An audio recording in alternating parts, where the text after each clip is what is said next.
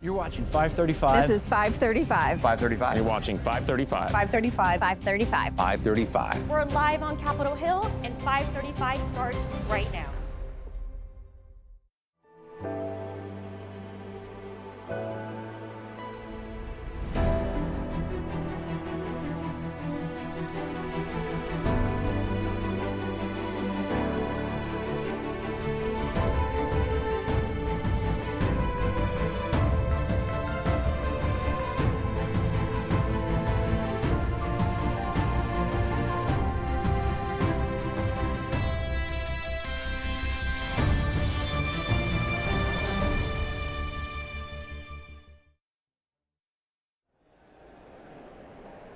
Here we are, it's May 20th, 2026. I'm Scott McFarland here at the Capitol. Outside it's roughly, give or take, 8 trillion degrees, even though it's May. Inside we have air conditioning and we have third-term Democratic Congressman from Massachusetts, from Fall River, Jake Auchincloss, the Democrat joining us. Military veteran, member of several key committees here in the U.S. House.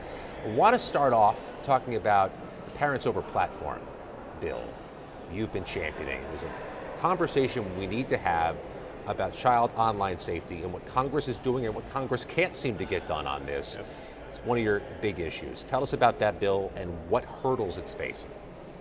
It's the most viable, most formidable regulation of the social media corporations in Congress right now. It's personal to me. I have a 6-year-old, a 4-year-old, and a 3-year-old at home. I'm one of the youngest parents in Congress. The way I see it, I got about 2 to 4 years before they start asking me for smartphones. Mm-hmm. And I want to work with other parents in Congress to solve this problem before that happens. And what I have seen out in my district, out in America, is parents agree with me. Parents are fed up. This country has witnessed over the last 15 years the fracking of our children's attention spans by the most wealthy, most powerful corporations in the history of the world. The average American child now spends less time outdoors than a federal inmate. Their mental health has deteriorated. Their academic performance has deteriorated. Their sense of self in society has deteriorated. And I blame Mark Zuckerberg and TikTok and Snap for a lot of that, because they treat our children like products to be monetized, not as citizens and adults to be raised and nurtured. And so it starts with federal legislation that takes on the power of these out-of-control corporations. What do you need to put in place that parents can't do on their own? As a parent who is losing this very battle myself, Yep. What are the tech companies doing that's making things harder for us? In a phrase, it's duty of care. What these corporations have done so successfully, really since the 1990s, but in an increasing fashion over the last decade, is place liability, responsibility onto the user of their services. So that is the child. There is no age of internet adulthood in America. So a child can sign terms and conditions with Facebook or with Insta or with TikTok. That is absurd on its face, and it has led to so many of the social ills that we see on these platforms. Now these social media corporations are saying, okay, we agree, tweens, teens, maybe they shouldn't be accountable. Parents, you gotta handle it now. You got to become an expert on tech and figure out 17 different parental controls and scan your face and upload your ID and keep up with our updates and prevent sideloading and web browser access. And if you do all of that, maybe you'll be a good parent, your kids will be okay. And I say to that, no. The duty of care rests upon the platforms. They're the ones who are liable. They are responsible for the well-being of their users, particularly their underage users. And if they fail that responsibility, we are going to sue the pants off of them in courts of law, as we saw in New Mexico and California. And we saw the disposition of that California case, which was striking earlier this year, where they were found to have contributed to the negative mental health and well-being of children, and there's potential financial damages there. What is stopping the freight train in Congress? Because we keep seeing these bipartisan coalitions come together over the last couple of Congresses, Senate and House, but nothing gets past the finish line. What's tackling this on the way to the finish line? Yeah, 3 things. The tech lobby is a behemoth, and they do 3 things. First, they come in and they make an argument about speech. They say, hey, we're just a town square. I had one tech company come to me and say they're no different than a bookstore. $1 trillion company, no different than a bookstore. They say any regulation on us is an infringement upon speech, and it is a priori unconstitutional. It's a very effective argument for them. Our jurisprudence in this country is very protective of the First Amendment, as it should be. And so they go and say to Democrats, hey, if you try to regulate us, Republican attorneys general are going to suppress LGBT speech. And they go to Republicans and they say, hey, if you try to regulate us, Democratic attorneys general are going to suppress Christian or gun advertising and speech. Very effective. It's also a complete BS argument. No one's trying to censor speech. We are trying to treat this as a public health issue. We're trying to prevent them from frankly acting as pharmaceutical companies that are the merchants and miners of digital dopamine. They are exploiting the dopamine reinforcement system in young brains, and we need to treat this issue not as a speech issue, but as a public health issue. That's number one. Number two, they make a China argument. You say, hey, if you regulate us, China's going to win. They'll win. We're going to win on AI. They're going to win on technology, and all because you tried to hold us liable in a court of law. Is there some credibility to that argument? No. You think it's meritless? Meritless. One, I would just point people to the Chinese youth experience online. 90-minute hard cap on screen time for Chinese youth, and all of their content on TikTok and otherwise is educational. There is no slop on Chinese TikTok. Those kids are learning on their social media feeds. That's because the Chinese Communist Party has no interest in allowing corporations to inculcate their youth in a manner that is detrimental to their economic and social future. You're recommending that as a U.S. alternative? I'm not recommending that. What I am saying, though, is that the argument that somehow if we regulate our social media corporations, China's going to win, doesn't stand up to scrutiny, because the supposed, pacing adversary on this front is the ones who is regulating, because they understand that the greatest asset a country has is not your tech companies, it's your children. And allowing these tech companies to exploit our children, bad for our economic, national, and moral security. Final thing they do, though, they just spend a ton of money. I mean, if the speech argument doesn't scrub, but if the China argument fails to scare people, well then they're just going to drop $500 million. And between those three approaches, they have been able to thwart regulation in Congress to date, but it's changing. There is a new movement abreast. Parents are fed up with these companies. They are telling their members of Congress to get working on this issue, and we're going to be at the vanguard of passing regulation that holds them accountable to the well-being of children. A lot of parents are watching what Congress does. They moved so swiftly, almost unanimously against TikTok. Way back in time, 1.5 years ago, they swiftly moved against TikTok, almost 2 years ago now. But the thing didn't end up happening. The changing of ownership or control of ByteDance didn't happen, and the ban didn't happen, and the thing's still on the kids' phones after the deadline. They may be distrustful that Congress can actually do what it's saying it's going to do. Yeah, I would say that's probably because the president issued a meme coin that Chinese billionaires bought, including those with links to TikTok. So when you have the most corrupt administration in American history negotiating a deal where the president has financial equities, you're going to get a bad deal, which is exactly what he got. The Ellisons now own a data center that is supposedly housing American data from TikTok, but the Chinese Communist Party still controls the algorithm. I mean, the president violated the law. So my response to the American public is, you should be distrustful. This guy is a liar. I mean, the president is a liar. You're going to need a bipartisan coalition to get the bills Of passed. course. Which I have. Calling the administration corrupt, though, is going to perhaps break down some of those bridges you need to build. No, because the bridges I'm building are not bridges that rely on traditional markers of partisanship. They're bridges of a temperance movement.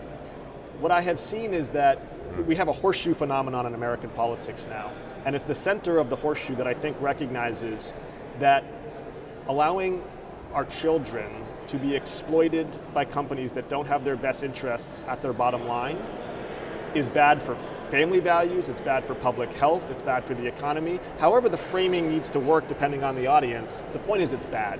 And so we'll be able to build those bridges in a cross-partisan way that's transcending some of the tribalism of today. You also have a chat bot piece of legislation you've been supporting. Explain what that does and what the mechanism is. Yeah, it puts some basic and common sense guardrails around chatbots' interactions with children. For example, alerting them and authorities if there's suicidal ideation or conversation, and also trying to set some time limits on the intensity and nature of the interactions. This is something where you try to regulate, not outlaw, the use of these chatbots, which I suppose have some function to some people. Sure.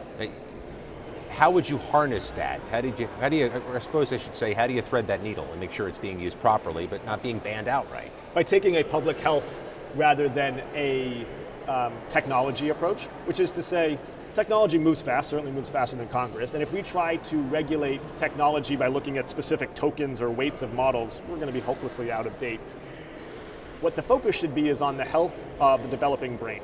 The science is stable and consistent. We know that the ventral striatum, which is the dopamine reinforcement system of the developing brain, is highly sensitive. We know that the prefrontal cortex, which is judgment and long-term thinking of the developing brain, is immature. This will surprise no parent, by the way, of a teenager, right? They take risks, they seek novelty, and they don't always think through their actions all that carefully, right? I mean, it's almost the definition of adolescence. Mm-hmm. So we know the brain science, and the way we regulate all this new technology, whether it's social media, whether it's online gambling, whether it's AI chatbots, is to say, big company, small company, what we are going to prohibit is the exploitation of the dopamine reinforcement system in the developing brain. That is not allowed from a public health perspective, in the same way that the FDA wouldn't allow young people to take drugs that manipulated their developing brain. This is an issue that we need to treat with science first, not as an issue that we need to treat on grounds of speech or grounds of technology. You're in this Kids Online Safety Caucus. You've helped found it. You've helped stand it up and become a critical component to it. What do you have on a to-do list to get after? Because there are potentially, Congressman, infinite number of online threats to kids. I mean, we don't know about the ones that are still emerging. Where do you prioritize? A few things. So, my bill is the Parents Over Platforms Act. That is the technical legal framework to create age assurance with teeth across this country, so parents can, with confidence, set their kid's age in their kid's smartphone, and every single app that that kid then downloads has to respect that age signal and create an age-appropriate experience. Aaron Auchincloss, who's my partner on this caucus, has legislation that would create an age limit for social media account creation at 16 years old. Minimum. Yeah. She and I are working on that legislation, getting to yes on that legislation, and then we hope to pair those bills as our primary priorities for this caucus. So basically you have the age assurance framework, and then you have an age limit for social media, and you establish it nationally. In Trump 2.0, in this unique wilderness we find ourselves politically, we haven't been in these woods before, for better or for worse. How do you have these bipartisan conversations without getting bogged down on the other stuff, which can so easily bog down political rhetoric in these new political woods we find ourselves? By keeping it focused on children and keeping it focused on the well-being of kids, and I think sort of crystallizing the lack of trust that people increasingly have at these social media corporations. I'm in living rooms in my district all the time, right? And I talk about housing, I talk about energy, I talk about healthcare, I talk about transportation, and people care. When I talk about social media, I can't finish my sentence. People take over the conversation from me. Jake, let me tell you about my kid. Let me tell you about my son. Let me tell you about my daughter. Let me tell you how this affects my family. This is personal to people. And they want to see policy that reflects the personal import to them. And so when you can get out of the Beltway bubble and connect it to people's lives, you can make progress. Now, I'm not saying it's easy. We're up against the most powerful lobby in the world. And candidly, we're up against a lobby that was paying for the president's ballroom and East Wing renovation, that was sitting center stage at his inauguration, that funnels huge amounts of money into elections. We're up against a brass knuckle boxer here. Speaking with Jake Auchincloss, I'm wondering if your constituents have asked you, what could or should the Congress do about this settlement that absolves Trump and his family from any future review by the IRS of their taxes? Nullify it. You think that's possible? Of course it's possible. Congress makes the laws. What's lacking is not the legal capability for Congress to assert its will. Congress is the first branch of government, Article 1, and we absolutely have the authority to overturn, nullify a settlement between the president and the president's own attorney who's acting as attorney general. Yeah, presumably you need the votes to do that, though, and I wouldn't imagine Republicans are ready to jump on board that. Oh no, I said, you asked me what Congress could do. If you're asking me what Congress will do, I will point you to the Republican conference in Congress, which has consistently huffed and puffed and then allowed Donald Trump to blow their house down. You think there's a level of outrage outside this building Do you think your constituents, when they're paying $5 at gas, can care about that stuff that they may view as Washington inside baseball? Or do you think that resonates with people in the 4th District of Massachusetts? I think the self-dealing in the ballroom disgusts people. I think the corruption disgusts people. It is not sufficient for Democrats to exclaim against how much we despise Donald Trump. Americans are clued in. They know that Democrats don't like Donald Trump. What Americans need to hear from Democrats is what we are for. And I think we are for a new American dream. We are for the compact with the American public that if you're working hard, you should get an excellent education by 18, you should be able to buy a home by 30, you should have a dignified retirement by 65. That's our commitment to you. Is there a series of policies you're thinking should be the priorities? You get the majority.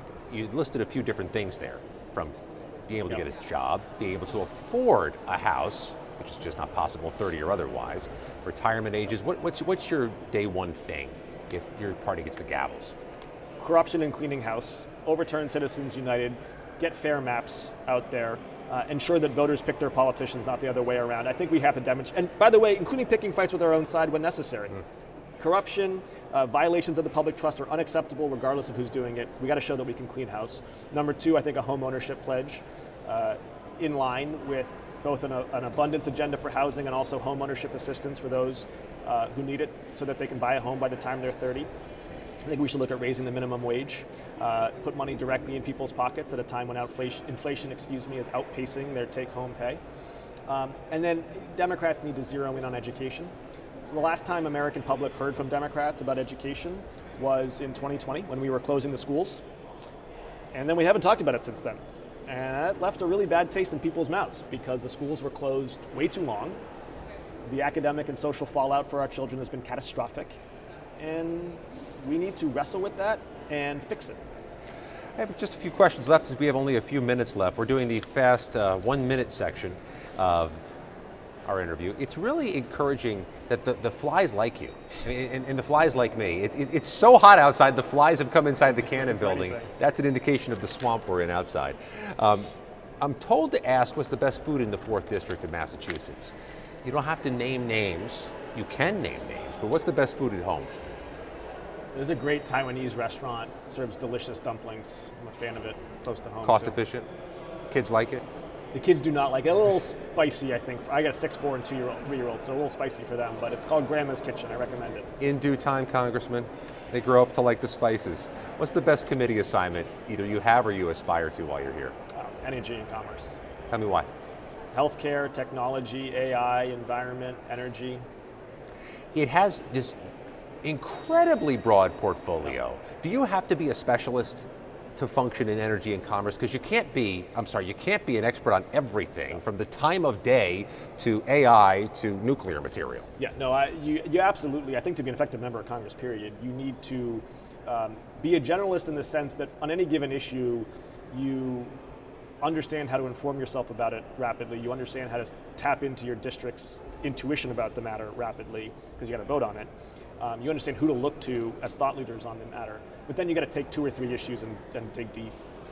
The list of questions we've been asking is, what's the most difficult part of being in Congress? I don't want to answer for somebody who's got 3 kids under the age of 7, because that's a unique dynamic for anybody who's experienced it. But what do you find to be the most difficult part of all this? Yeah, I mean, so I think the sort of obvious and instant answer is the time away from home. But I think the more professional issue is just the cession of congressional power to the executive. Congress just doesn't take itself seriously these days under Republican rule, and I find it so immensely frustrating. I don't have a problem with Republicans disagreeing with me. That's the job I'm in, is to go out and debate with people and try to get them to see it my way and to vote my way. What I do have a problem with is when Republicans are just not doing their constitutional job and think of themselves as courtiers instead of congressmen. The 4th District includes this winding part of Massachusetts outside of Boston. Tell people about the 4th District. What is it like? What's unique about it? 35 cities and towns representing the suburbs of Boston and the suburbs of Providence, Rhode Island. And it's a powerhouse of talent and work ethic and industry. It is got deep roots, 400 years old. We got King Philip's War battle sites in my district, and the Industrial Revolution and the American Revolution. So a tremendous amount of fine-grained history. And then we are a global hub for particularly biotech talent. The companies themselves are in Boston and Cambridge, but the people who work at the companies largely live in my district and one other congressional district. So I spend a lot of time on life sciences issues. Yeah, you're representing a uniquely well-educated, uniquely talented district in America. You have to be sharp at those town hall meetings no matter what, but you really got to be sharp. I'm thinking today of Barney Frank, who just passed and was my grand predecessor, a friend, an advisor, a wonderful congressman. Did he mentor you at all? He did.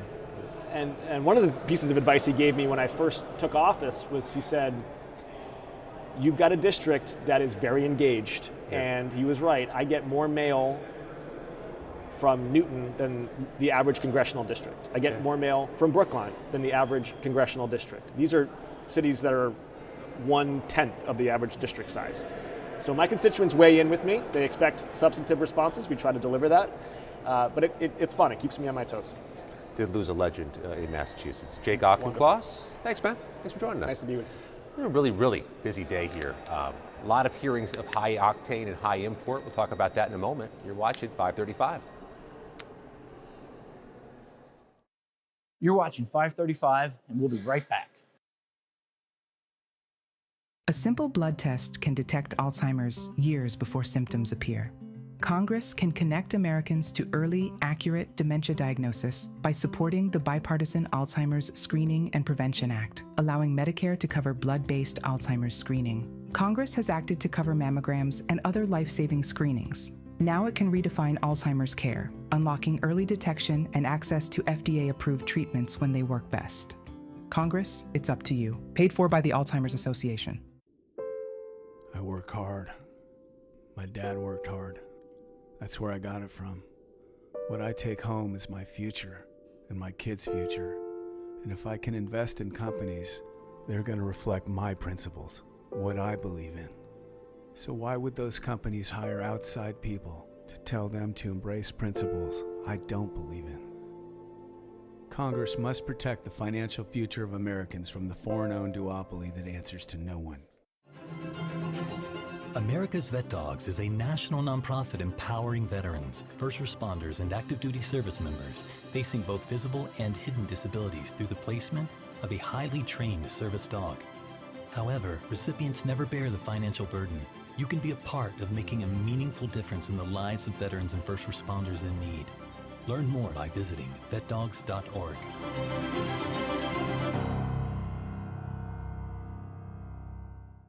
Hi. So we're now at our third job together. I love it. Wouldn't have it any other way. You're like the house expert. So You're like the Congress expert. I only learn from you. And now we get to do this together. I know. We get to do 535, which is a fantastic, creative, exciting little project. Yeah. I'm actually kind of excited to talk to leaders in a different capacity. We always ask them about, do they have the votes? What do their members think about this and that? But what is actually the policy that matters to them personally? Love it.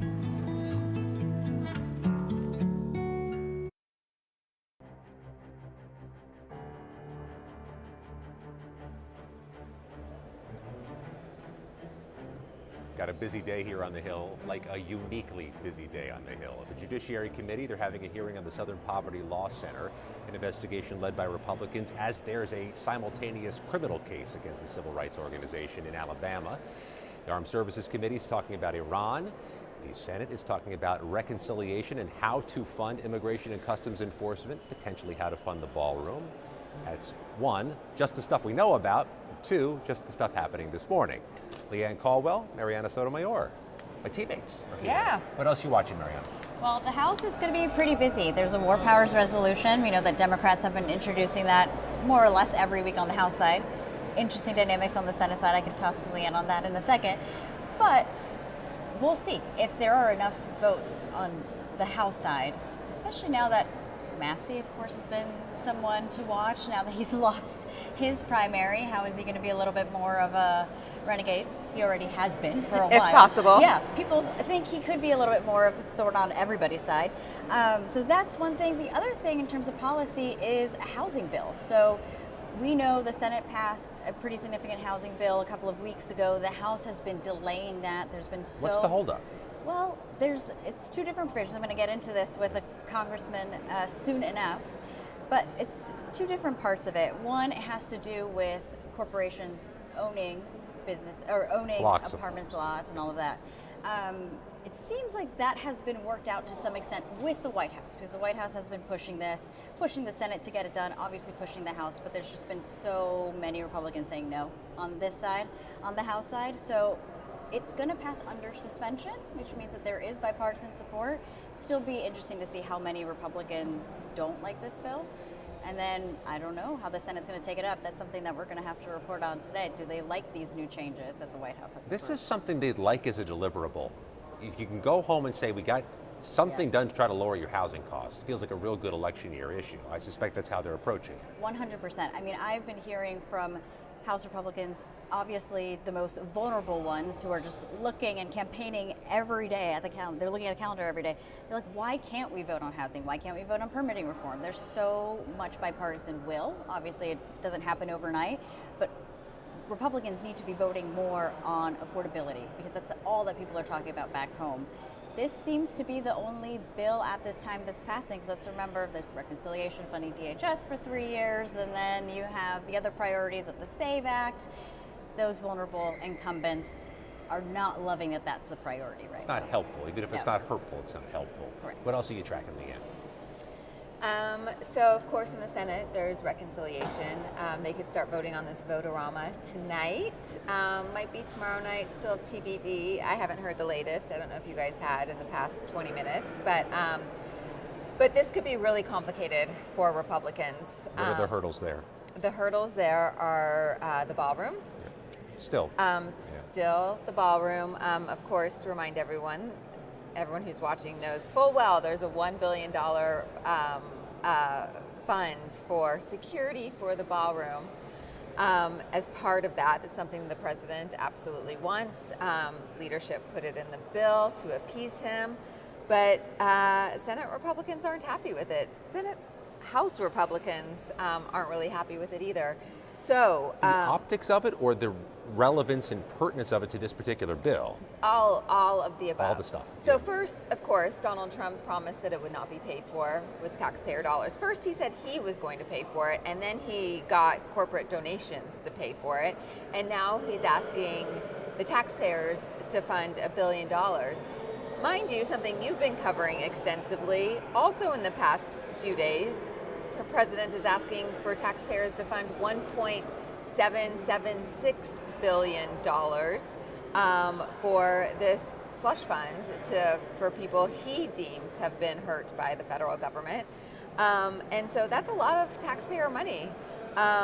So if Republicans don't try, we'll see if there's an update from the parliamentarian on this bill. So far she has said that it is not in line. There could be amendments from Republicans and or Democrats to strip it from the bill, or maybe a Republican amendment to add it again.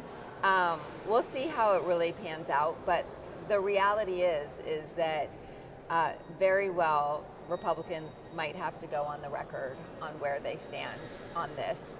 So either anger the president, and it puts a lot of members in a very tough position, but we now have the Yellow Caucus in the Senate that is growing by the day. First it was Lisa Murkowski, who doesn't need Donald Trump to win her red state of Alaska. Susan Collins, who needs to show independence from the president in Maine. Rand Paul, who pledges no allegiance to any president, including this one. Tom Tillis, who has he's not facing re-election, so he doesn't have to face voters. And now you have Cassidy and Cornyn.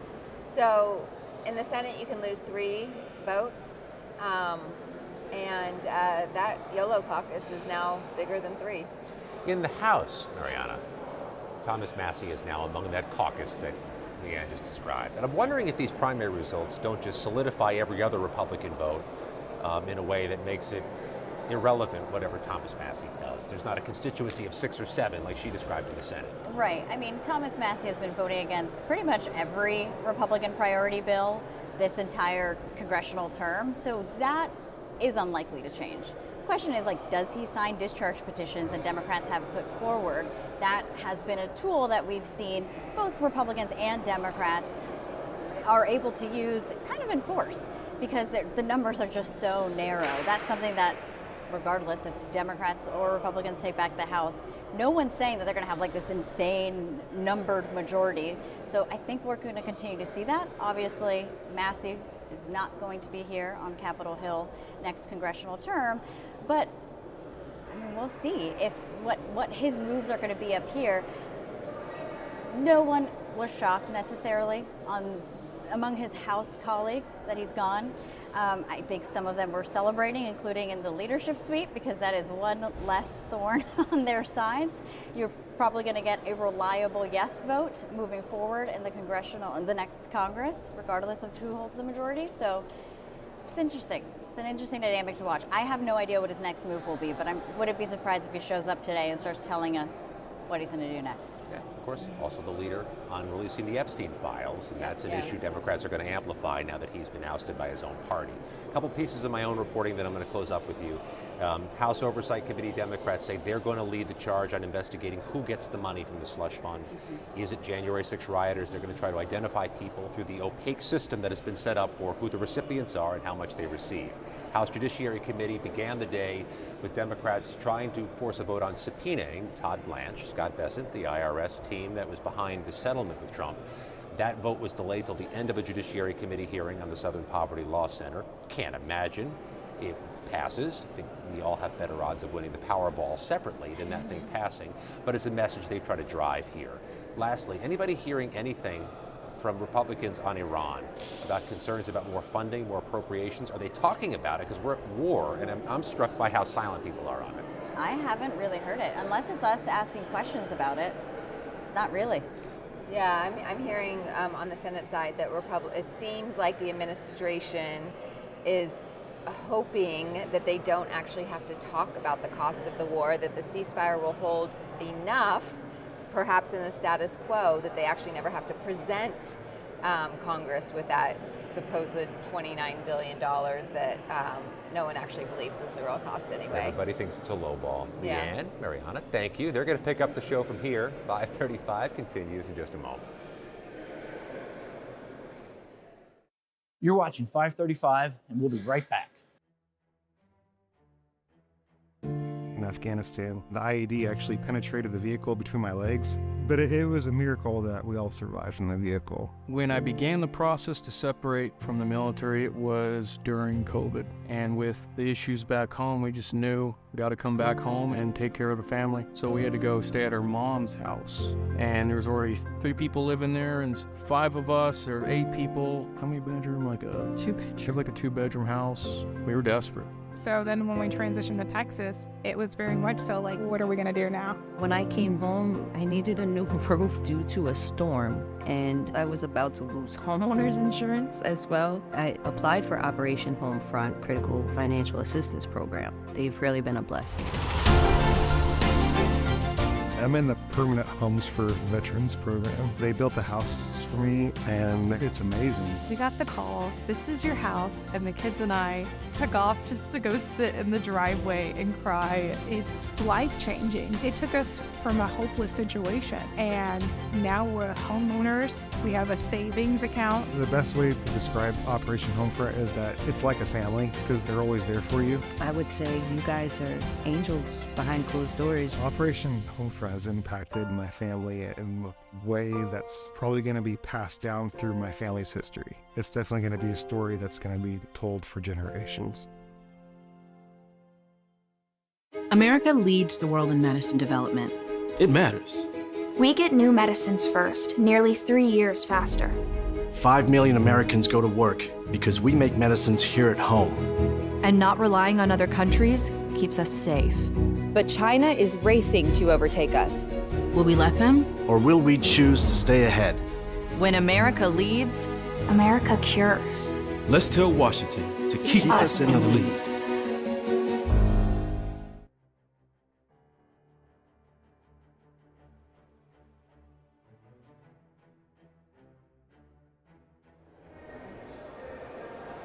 The most substantial federal housing bill is being debated here on Capitol Hill, and it's stuck in a usual place between the House and the Senate. The House is expected to act on it today after some conversations with the White House. Negotiations are always ongoing. And Congressman Marlin Stutzman is here with me to talk about all of it. He's been working on this bill as part of the House Finance Services Committee. Congressman, thank you so much for joining us. So there's a lot to talk about here. I mean, I've been hearing from Republicans and also frankly Democrats for a long time, even before this year started. We need to talk about housing. Yes. I hear it from friends back home. I mean, it's a generational conversation at this point in time across the country. Tell me a little bit about this bill and the fact that it seems like overnight Johnson and the White House seem to come to an agreement on certain points of contention. Yes, as you mentioned, the housing bill being stuck between the House and the Senate is so accurate. Yeah. I mean, we passed a housing bill with broad bipartisan support earlier this year. Only 9 members of the House voted against it. I mean, that was probably the most successful bipartisan bill that we have seen, and it just shows that both parties are very concerned about housing for our constituents. And one of the things that I've been focused on is just streamlining the regulatory process. You have USDA that has regulations, you have HUD that has regulations, and so part of the language that I have in the bill is just simply saying you guys have to be on the same page, making it easier for home builders and for our constituents not have to be running back and forth between agencies. Of course, the president, a top priority for him was making sure that institutional investors, large institutional investors, aren't in the market buying in front of homeowners. And I think that's really important. It's part of accomplishing the American dream. Yeah. It's to own that home, and that's a high priority for the president and for both sides of the aisle. Yeah, I definitely want to get into the streamlining proposal that you have in there. But just to talk to, let's say, there's a couple of people who might just be tuning in because they're seeing the housing bill is moving back through the House side. It's going to be tossed over to the Senate again with a number of amendments. Politico reported today that those changes, right? It's aiming to limit Wall Street's ownership of the single-family homes. Yeah. House version will strike the Senate language requiring single-family homes that large institutional investors built as long-term rentals to be sold within 7 years or so. Can you talk a little bit more about that policy and why should Congress get involved? Yeah, well, the 7 years, it's more of the ability to finance long-term a particular project. And when it comes to a home, usually we're used to a 20-year mortgage, a 30-year mortgage, and so having that 7-year amortization piece in there, it'll just mess up the accounting ability because of that shorter window. And so a lot of people like to have a longer term finance, even though they may refinance, maybe they're on a adjusted rate mortgage. This will just try to keep things in sync with the current system rather than throwing another time into all of this that could cause issues on the front end for people to buy a home. It's always those front end expenses that are really the hurdle for a lot of home buyers to get across. The fees, the appraisals and the upfront cost. And of course you're always paying more interest at the beginning than towards the end. Yeah. I wanted to ask you, I know another point of contention more so on this side was, the House wanted to resolve in that Senate proposal, the initial proposal, there were provisions that include a temporary ban on the creation of a central bank digital currency. Yeah. What's the latest on that? Is that still involved? Is it stripped out? Like what? Where are we on that? Well, it's kind of minute by minute, yeah, honestly. It is. Yeah. And some of us, we just wanted a complete ban of a central currency. So that would be like a cryptocurrency that would be controlled by the federal government. And the compromise language was to have a 5-year ban, and then after that, the Treasury would have to come back to the Congress for any sort of authorization. And so I think a lot of it just comes down to the trust. Is like the language, is it saying what we exactly want it to say? We just don't want to see in the long run, after that 5-year period is up, the Treasury just go ahead and create a federal currency. And so that's why we're making sure that the language is accurate. I'm comfortable with it, the way that it came from the Senate. But I know that I do have some colleagues that have greater concern. The other piece that I share with our members, with my colleagues, is look, Congress is going to meet next year and the year after that.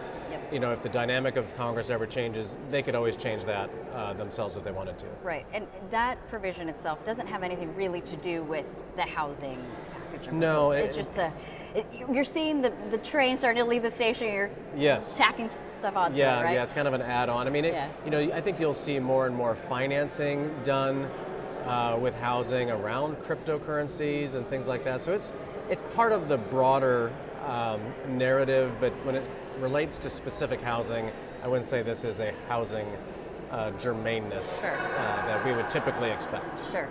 We don't have to deal with germaneness too much over here on the House side. The Senate does on certain things. That's a totally different thing. I do want to talk to you about the Streamlining Rural Housing Act. You started to talk a little bit about it. This is something that when I've interviewed lawmakers, regardless of policy, I think people forget, and sometimes frankly I do too, how these agencies have to talk to each other. To implement new policy, you're hoping that everyone is in a kumbaya. It's easy, So introducing something like this is pretty significant. Tell me a little bit more, I know you previewed it, but specifically what this would do. Yeah, so USDA obviously focuses more on rural America, and there's programs for housing inside that. Well, once you start assisting and doing USDA loans, there's always going to be a regulatory piece that goes along with it. HUD tends to focus more on the urban areas, and what was happening was there's two sets of regulations made by one agency and another set of regulations made by a different agency. Well, now those are starting to overlap more and more, and so this particular language requires them to have as similar language when it comes to regulations as possible. There's going to be some differences, but whether maybe it's environmental, whether it's out in the country, there's going to be a certain set of standards compared to maybe like downtown Fort Wayne.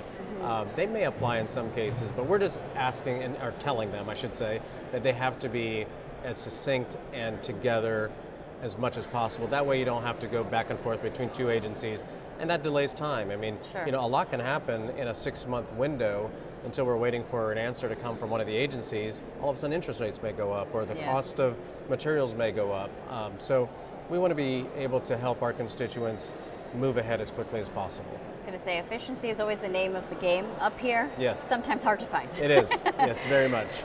I wanted to ask you as well, this is a bipartisan bill, and though many bills can pass under suspension, it's rare to see such a big piece of legislation actually be bipartisan. And you could kind of see the light at the end of the tunnel that this could become law. The president has said, because again, the train is leaving the station. Let's tack on the SAVE Act. Let's tack on FISA reform. Do you think that could really, it could affect easier passage through the House and the Senate if you do start adding, it becomes a whole Christmas tree event? Well, the more ornaments you add to a Christmas tree, sooner or later, especially if you add it to one side, it'll start falling over. So I think we need to keep our focus on the housing piece, because a home is one of the biggest investments an American can make in their lifetime. And we want to be sure we get this across the finish line. As much as I would like to see the Save America Act pass, and other policies as well. And I mean, it's hard to get things through the Senate.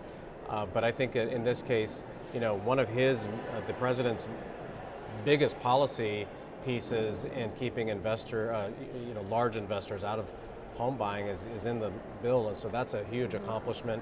I think if the Senate thought that they could get it done, they would. I know we've already passed it in the House several times. But in this case, I think there's going to be other legislation that we do need to push forward, and at some point, the Senate leadership is going to have to take the Save America Act and move it ahead in some form or fashion in another bill. Yeah. Do you think the housing bill, as you all are about to amend it, the Senate is actually going to accept? I need to go over to that side and ask them those questions too. Yeah. But maybe you have a direct line. As of now, we had a call this morning with Chairman Hill, and he, and that's the thing, you're never going to get exactly what you want. It's never going to be perfect in my eyes, but that's part of the compromise that happens to get legislation done. And housing is such a big topic and a big issue. We want to create affordability for American consumers and home buyers.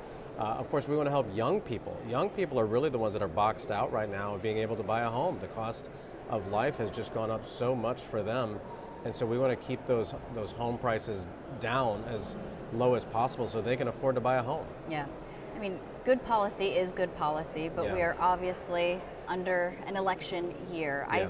I, again, have heard from both parties, but specifically a number of your colleagues on this side who want to address affordability. Yes. This is one way to do it. Right. I mean, should we expect anything more beyond this housing bill this year so that you all can go out there and tout and say, look what we are able to do to help you all afford a home, help on a number of different fronts, or lower the prices that we're seeing across the country? Yeah, I mean, of course, if we get this across the finish line this week, that's going to be a big piece for housing. But it's still the day-to-day cost. I mean, we know gas prices are high because of the conflict in Iran and the Strait of Hormuz. I know the president, that the trip that the president took to China is a big step towards resolving that situation. And, you know, if we listen to the news every day, it seems up in the air. But I know the president knows how important it is to get gas prices lower. Of course, there's, you know, utility costs, cost of food. You know, he addressed several of those issues. Trade with China has also had an effect on affordability. So I felt his trip to China was very successful. I think it's more important for the United States and China. You know, maybe some people describe our relationship as frenemies. I think it's important that we try to find a way forward. We have to hold them accountable on human rights violations in China, that we have to hold them accountable for currency manipulation. But they need us and we need them, and we need to find a path forward together. Let's get into that, because in the past year we saw the president obviously put a lot of tariffs on China. Yeah.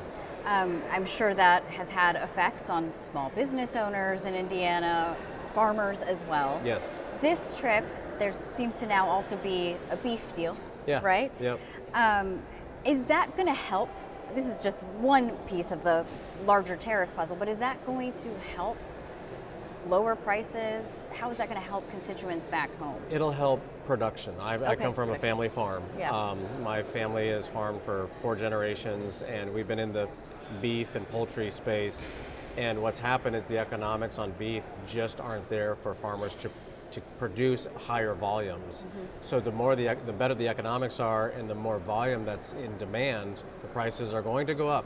But once that supply builds back up, then prices will come back down. But it's going to take a little bit of time, because it's hard to, you know, a cow usually takes about 2 years to grow before it's ready to harvest. And so that's why having more demand will help the farmer go out and make that investment to buy more cattle for production. And so, but it's going to take some time. Yeah, I mean, it's pretty significant when the president went over there to try and hammer out some deals, yes, which I know he likes to do.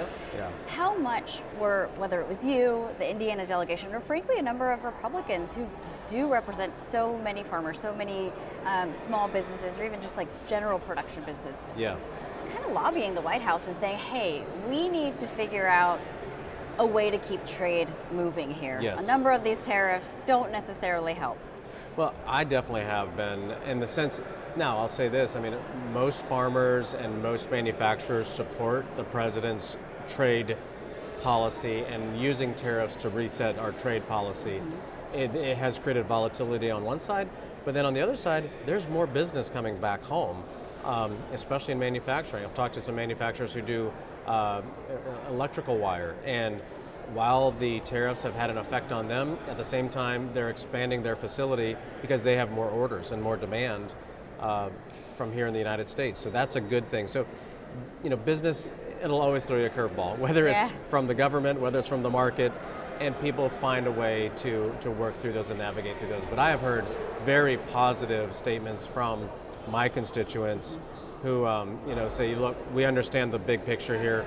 We can't let China continue to beat us with low labor costs, low utility rates. You know, we're trying to do things the right way, whether it's you know, paying employees. We want to pay our employees good, and we want to be able to be sure that you know, we have good utility rates while still protecting the environment, things like that. So I know that the American producer and manufacturer wants to do it properly compared to the way that China does it. Yeah. So I wanted to let our viewers know you are technically a freshman by title. Yes, yeah. But you've been here before. I'm a retread. Yeah. This is not your first rodeo up here on Capitol Hill, and Yeah. things have obviously changed. Yes. Correct me if I'm wrong, but you were a member of the Freedom Caucus. Mm-hmm. Now you no longer are. I still am. Or you still are? I still okay. am, yep. Okay. Yep. Maybe I thought that, the Freedom Caucus definitely pushes a lot of things. Sometimes there are a little bit more thorns on everybody's sides. Yes. You are definitely in a spot. You want to negotiate. You want to find bipartisan compromise. Yeah. It has become more rare up here on the Hill. I want to ask you about a specific bill that you've signed on to, the Dignity Act. Mhm. I know that the Freedom Caucus has been pushing against that bill. Yeah. It's a bipartisan immigration bill, overhaul, Right. and with a number of reforms, whether it's border security to the actual immigration system. Right. You're a supporter. Yeah, I am. Tell me about that. Yeah, and you know what, I am a big supporter of the Freedom Caucus. I was one of the original founders back in my first go-round from 2010 to 2016. And I think what I appreciate about the Freedom Caucus is that we have really in-depth conversations on policy, but also from a process standpoint, you have to work with other members in the Republican Party. You have to also work with Democrats at times to get across the finish line, just like the housing bill. Well, when it comes to immigration, I have supported President Trump all along. We have to build a wall. We have to have, I've always said we need a high wall and a wide gate. This country's been built on immigration. My ancestors came over very early from Switzerland, but it was their sacrifice and their hard work that made our family who we are today. And I feel very fortunate. And I see that my grandparents sponsored families from Laos and Cambodia back in the 70s. So immigration is an important aspect to America. And I love the ideals that people buy into and why America is a great country. And so when it comes to the Dignity Act, I believe that we've done the right thing with the border. We've secured it. President Trump has announced that there's been virtually zero illegal border crossings. That's step number one. Okay, so what about the 20 million people that are in the country that are here illegally? Do we just leave them here and do nothing? Do we deport them all? And I'm of the opinion it'll be almost impossible to deport 20 million people that are here in the country illegally. Why is your party, there's people up here on the Hill and generally, right, influencers in the Republican Party who say that this bill is granting amnesty or it goes way too far. I mean, I'm sure that politicization has changed since coming back. It's not amnesty because it doesn't allow for citizenship. There are consequences. So the Dignity Act allows for people who were here before December 31st, 2020. There's about 10 million people in that category, and then about 10 million came in during the Biden administration is what the guesstimate is. And so this is allowed for those who are here before that. And every situation is a little different. I mean, I know a young man who was brought over by his parents when he was 2 years old, and his dad is gone. He doesn't know where his dad's at. He knows where his mother's at, but he filed for DACA, and now he is ineligible for DACA, and so he could be deported. His fear is where would they even send me? Where would I even go back to Mexico? He was a valedictorian in his class. This kid's a bright kid, wants to work, wants to be a part of the American fabric, and so I think that's why the Dignity Act allows for you pay the penalties, you pay the fees, you pay the taxes, but you're just not allowed ever to be a citizen. And I think that's the consequence of coming illegally. But you could stay as long as you abide by the laws. Yeah. And so I think that there has to be a humanitarian point, and also there has to be just a realistic perspective that we're not going to deport 20 million people. I just don't see it happening. Right. I only have a couple seconds, but I'm assuming you're working the Freedom Caucus and a couple of your colleagues on this front, explaining your perspective. I do. It's a gentle push. Yes, I'm not, sure. Because I understand where they're coming from, especially a lot of the border states, because they're seeing the impact, affecting them more than anybody else. Right. Me in Indiana. Here's the other piece. Unemployment is at 4%. So if we were at 10% unemployment, then I would say, okay, they're taking American citizens' jobs. Yeah. But I come from agriculture, I come from manufacturing. I hear all the time in construction, people say, if you deport all these people, we will not have the labor to produce what we are currently producing. Congressman, there's so much policy to talk about, and I'm glad you were able to spare a couple of minutes to be able to talk to us on a number of things. Yeah. I have many more questions, so that means you just have to come back at some Absolutely. point, too. Love to do that. Thank you so much for joining us. You're really welcome. appreciate it. Thank you. When we're back, well, a lot of markups happening, including on the surface transportation bill. My friend Susan Davis is going to be interviewing Congressman Chris DeLuzio about that and much more. Stay tuned. You're watching 535, and we'll be right back. We are Lions International, one association of global volunteers, one foundation for humanitarian grants, shaping the future, one act of kindness at a time. We are on a mission to improve health and well-being, to strengthen communities, to serve a world in need. We are Lions International. To learn more, visit lionsclubs.org. Hi, I'm Elizabeth Rome. I've played many roles on TV and film, but today I want to speak to you as myself about a cause that's very dear to my heart. The Cancer Prevention and Treatment Fund provides free help to those who have cancer and those who wish to prevent it. They've also worked tirelessly on banning cancer-causing chemicals in our homes and neighborhoods. I want to thank them as a mom for protecting our families. Please donate today at the Cancer Prevention and Treatment Fund at stopcancerfund.com.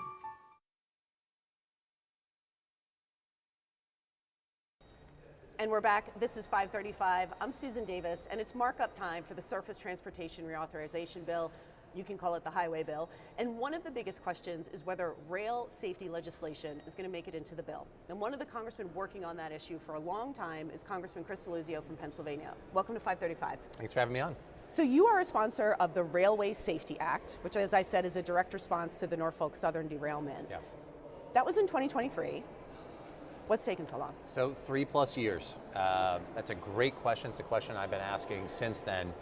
And look, the most direct answer I can give is the congressional Republican leadership has not advanced our bill.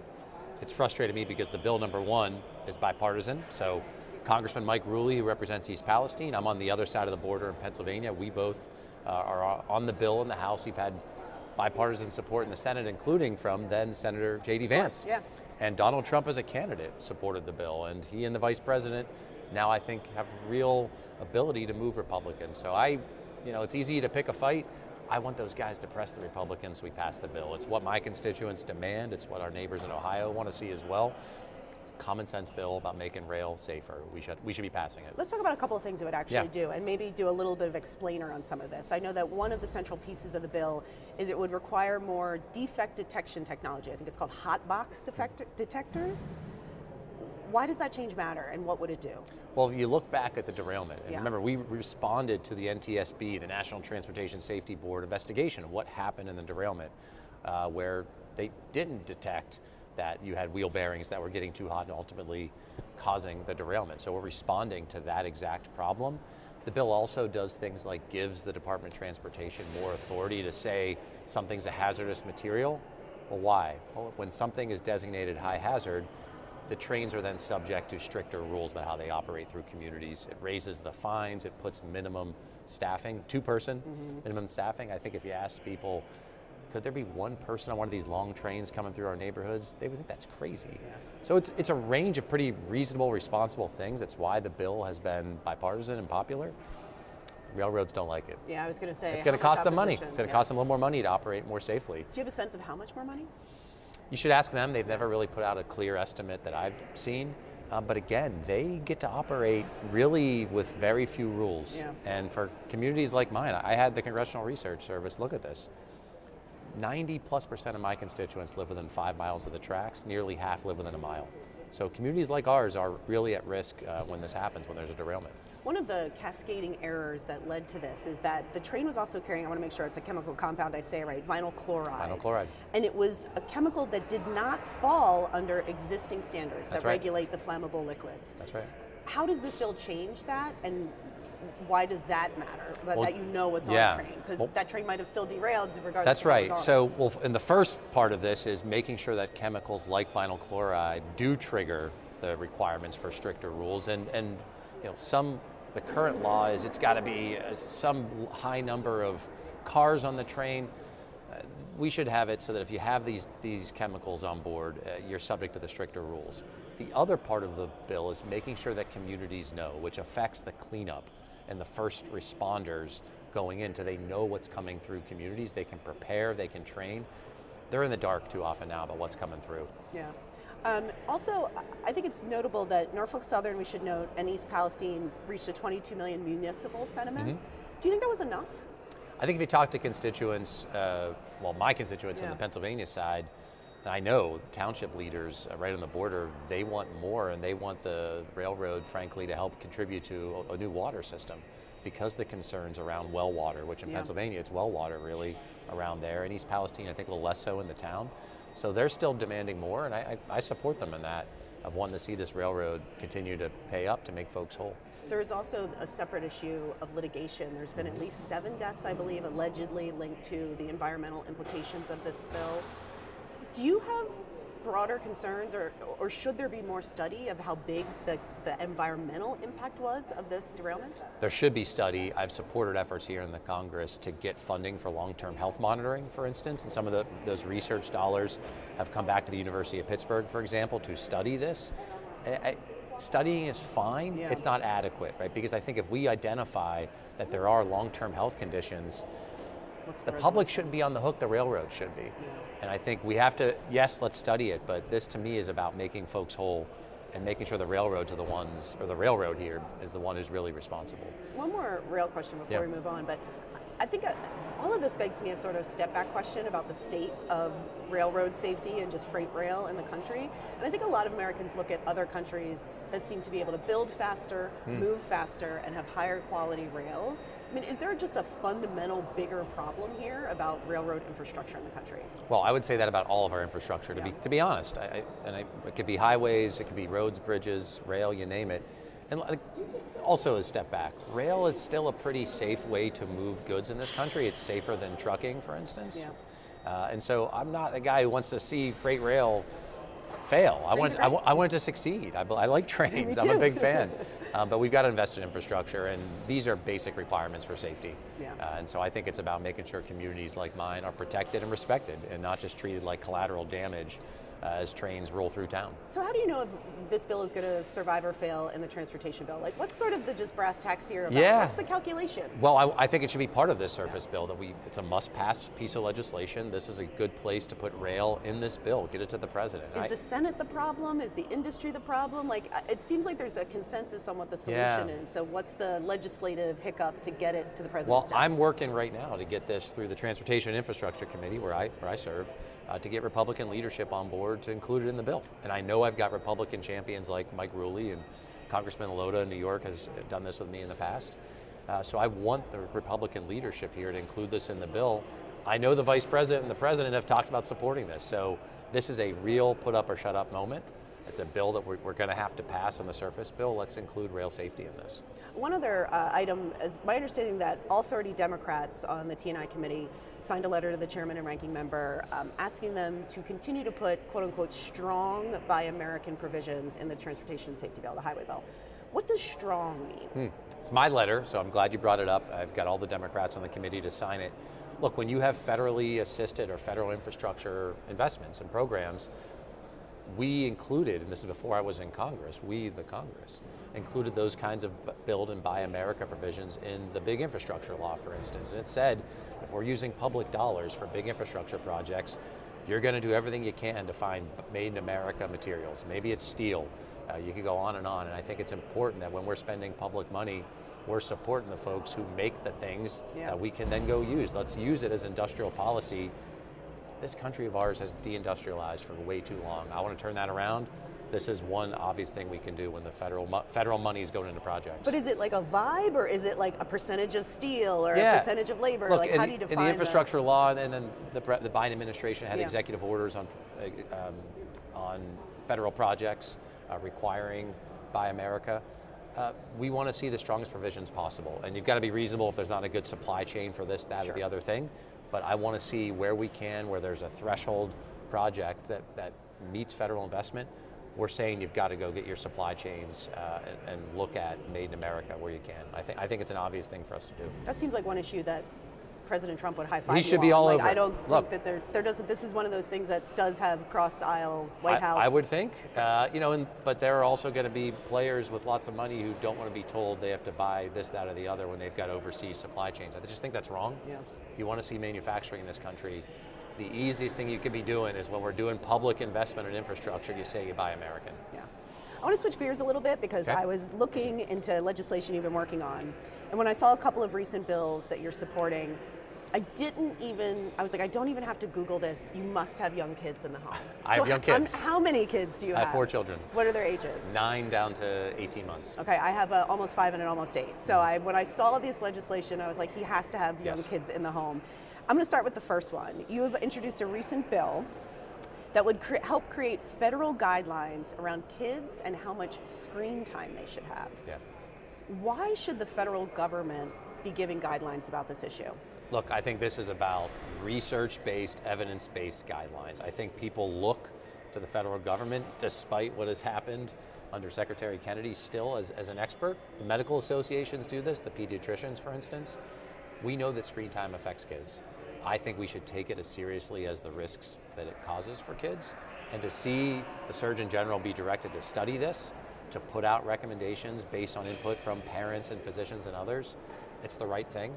It's a place where I hope there is still some public health work that our government can do.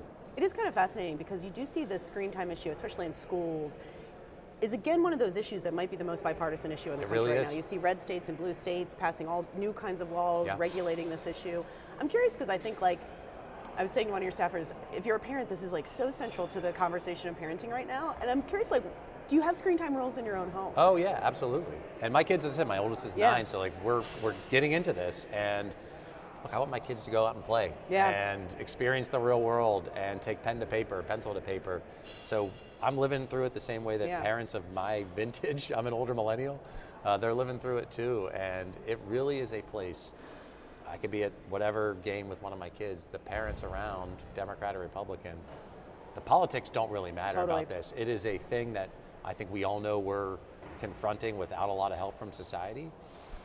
We're asking a lot of questions correctly, and I do think the pendulum has swung back.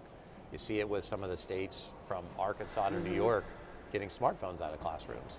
It is a place where I think parents are understanding the problem and really are looking for us to do something in Congress to protect kids. One thing I don't know if people appreciate if you're not dealing with this is that it doesn't sound that hard to keep kids away from screens. Like, you hear it from like people that don't have kids or people with older kids who are like, oh, just don't give them screens. And I'm like, I don't think people can really comprehend. I mean, even my pediatrician was like, it's really hard to separate screens and your children. So the public health effect still seems like an open question that I think is really fascinating. And let's remember, these are children, and these tech companies are developing tools and algorithms and content that they know these kids get addicted to, that it's really hard for them to separate from.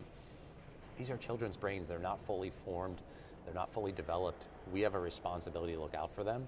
And something as straightforward as our government should study this and issue recommendations based on evidence and science seems obvious. And we're seeing states, as I said, from Arkansas to New York and a bunch of others who are taking action on smartphones in classrooms. I see lots of energy at home in Pennsylvania around even the iPads and the Chromebooks in classrooms. So this is happening. I think I welcome this pushback from parents, and Congress ought to be stepping up to do something too. Yeah, I just want to go on record saying that we're a no screen time during the school week family, and it is a fight for my life You should every hang in week it. to Hang in enforce it. that My kids rule. we're pushing them all into sports, and they love it, and it's great because frankly, they're out on the field, they're out with friends, they're on the court. You don't have an option to be in front of an iPad when you're out playing with friends. Well, perfect segue. Yeah. Because, oh yes, we're talking youth sports. You also recently introduced legislation. It's bicameral. I think Chris Murphy is maybe the lead sponsor in the Senate, Democrat from Connecticut. I honestly did not realize that this was as much of an issue as it is, but it seeks to maybe deregulate or regulate is the question, how much private equity has become involved in youth sports. Can you explain how and why they got so involved in this seemingly small industry? I'll start with what has happened. It's gotten exceedingly expensive for parents and families to participate in sports. In the last 5 years, it's increased in cost 46%. That's about double the rate of inflation overall. They're pricing families out, and they're making sports into a luxury item, frankly. They've bought up leagues. They've bought up streaming rights, facilities, ice rinks in particular around hockey is a real problem. And they're using that power then to push out competing recreational leagues. They're locking families in with long-term commitments, and they layer in junk fees. This one example that is maybe the craziest scheme that a lot of times these private equity players will do around travel sports. There'll be a tournament, and the cost of participation, which is already quite high, they'll also do this stay-to-play scheme where they'll say, if you want to participate in this tournament, you have to stay in this specific hotel at the rate that we have negotiated. Maybe it's for more than one night. And you can't even go stay at a friend's house, a different hotel. Like, you have to stay, and the price is almost always higher. It's just one piece of evidence of this broader thing they're doing that's really jamming families. And again, I think in America, sports is a great equalizer. Yeah. Like, kids from every walk of life should be able to play. It's gotten out of reach for people, and I think we have to do something here about it. I read a statistic that I thought was really striking, that if you are in a household that makes less than $100,000, which is still higher than the median household income in the U.S., children are astronomically less likely to be able to play in sports. Yeah. That it is like, increasingly is like a wealthy kid's And I think activity. that's wrong. And part of this private equity roll-up of youth sports, it has really bled dry the recreational leagues, the rec leagues, the community leagues that I grew up with. I was born in the mid-'80s, into the 90s and 2000s. That was still very much strong, vibrant recreational leagues across the country. And they're getting squeezed because these kids, their parents are pulled into these travel leagues and the rest. And those firms, when they buy up facilities, they then give the rec leagues the worst access. Right, worst times, and they say you can't compete in, you can't be a member of a competing recreational league if you're in the travel league. So they're using their power really to starve community assets, and oftentimes buying up rinks and fields and courts that the public ought to have a say in. So how does your bill regulate what private equity can and can't do? So it goes after what we call vulture practices. A lot of what I've just been talking about, these stay to play schemes, the junk fees, locking people in to multi-year contracts.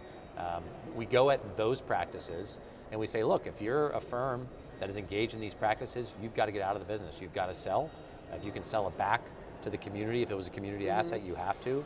There's a penalty structure, and the penalty funds go back into keeping sports costs low for families. It's a fund that's about investing in public facilities, parks and rinks and courts. So we're really trying to have teeth on this bill to go after these bad practices and redirect that money back to communities, back to families who are harmed. Correct me if I'm wrong, but I think it's all Democrats on the bill. For now, but frankly, yeah. I'm curious. I really want Republicans to be with us on this because I know, look, I'm Western Pennsylvania, okay? My part of the world, we love our sports. I know there are Republicans across the country who also have sports crazy towns and families. Friday Night Lights is a big deal in Pittsburgh. It's a big deal in Texas and other places too. Yeah. So I want folks to come work with us.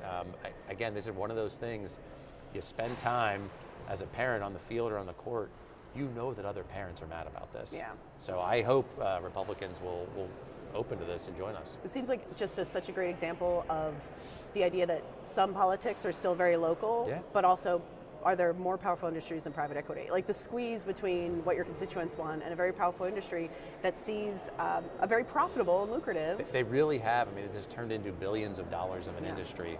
And really, like, I come back to this basic thing.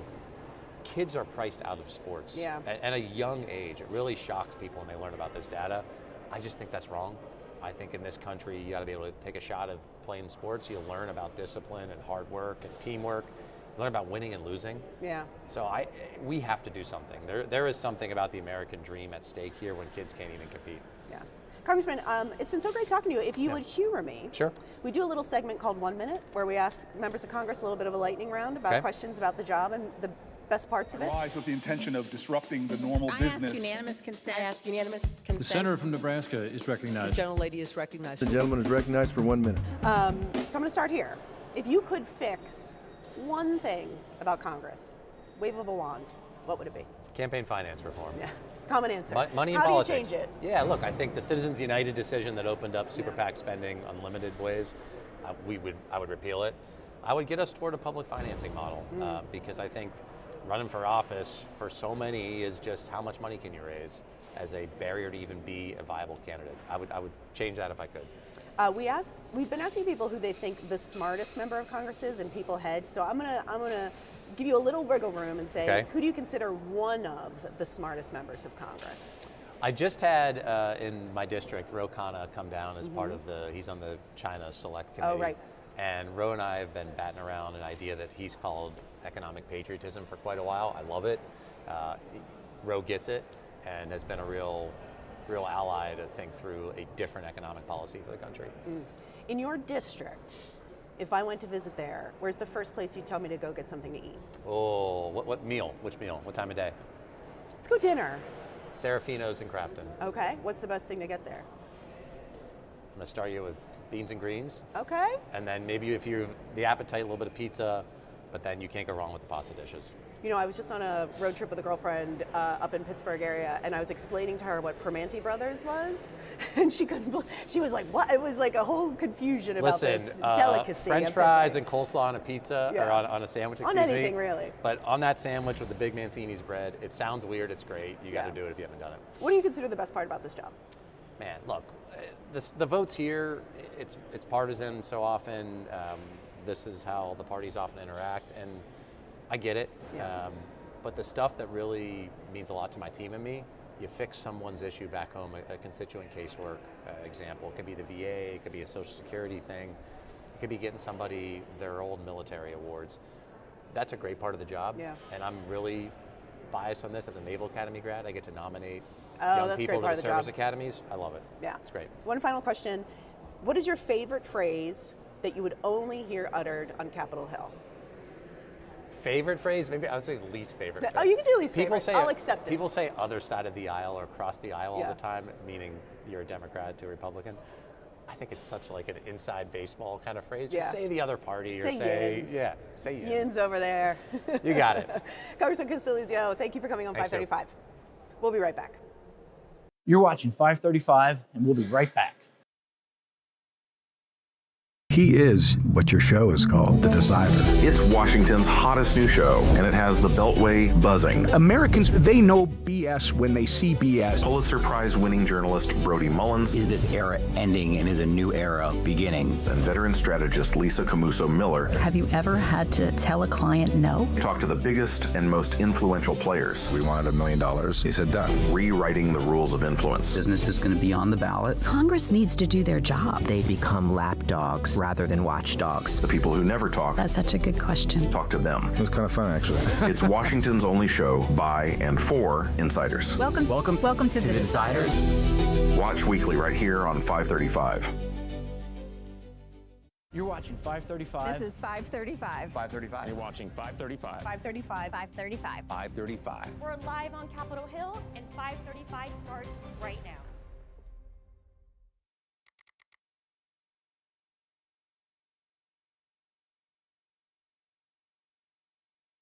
Welcome back to 535. We're here with Ian Jeffries, President and CEO of the American Association of Railroads. Should be a big markup this week if it happens. Tell us about it. What's going on?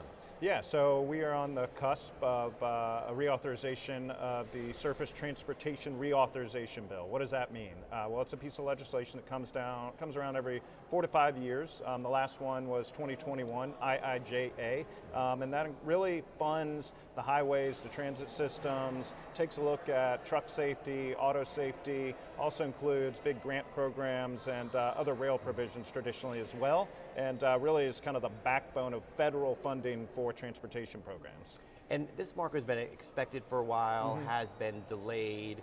What has been the cause of the holdup so far? Well, a piece of legislation like this is pretty immense. You know, it's going to be several hundred pages long, and it's big dollars.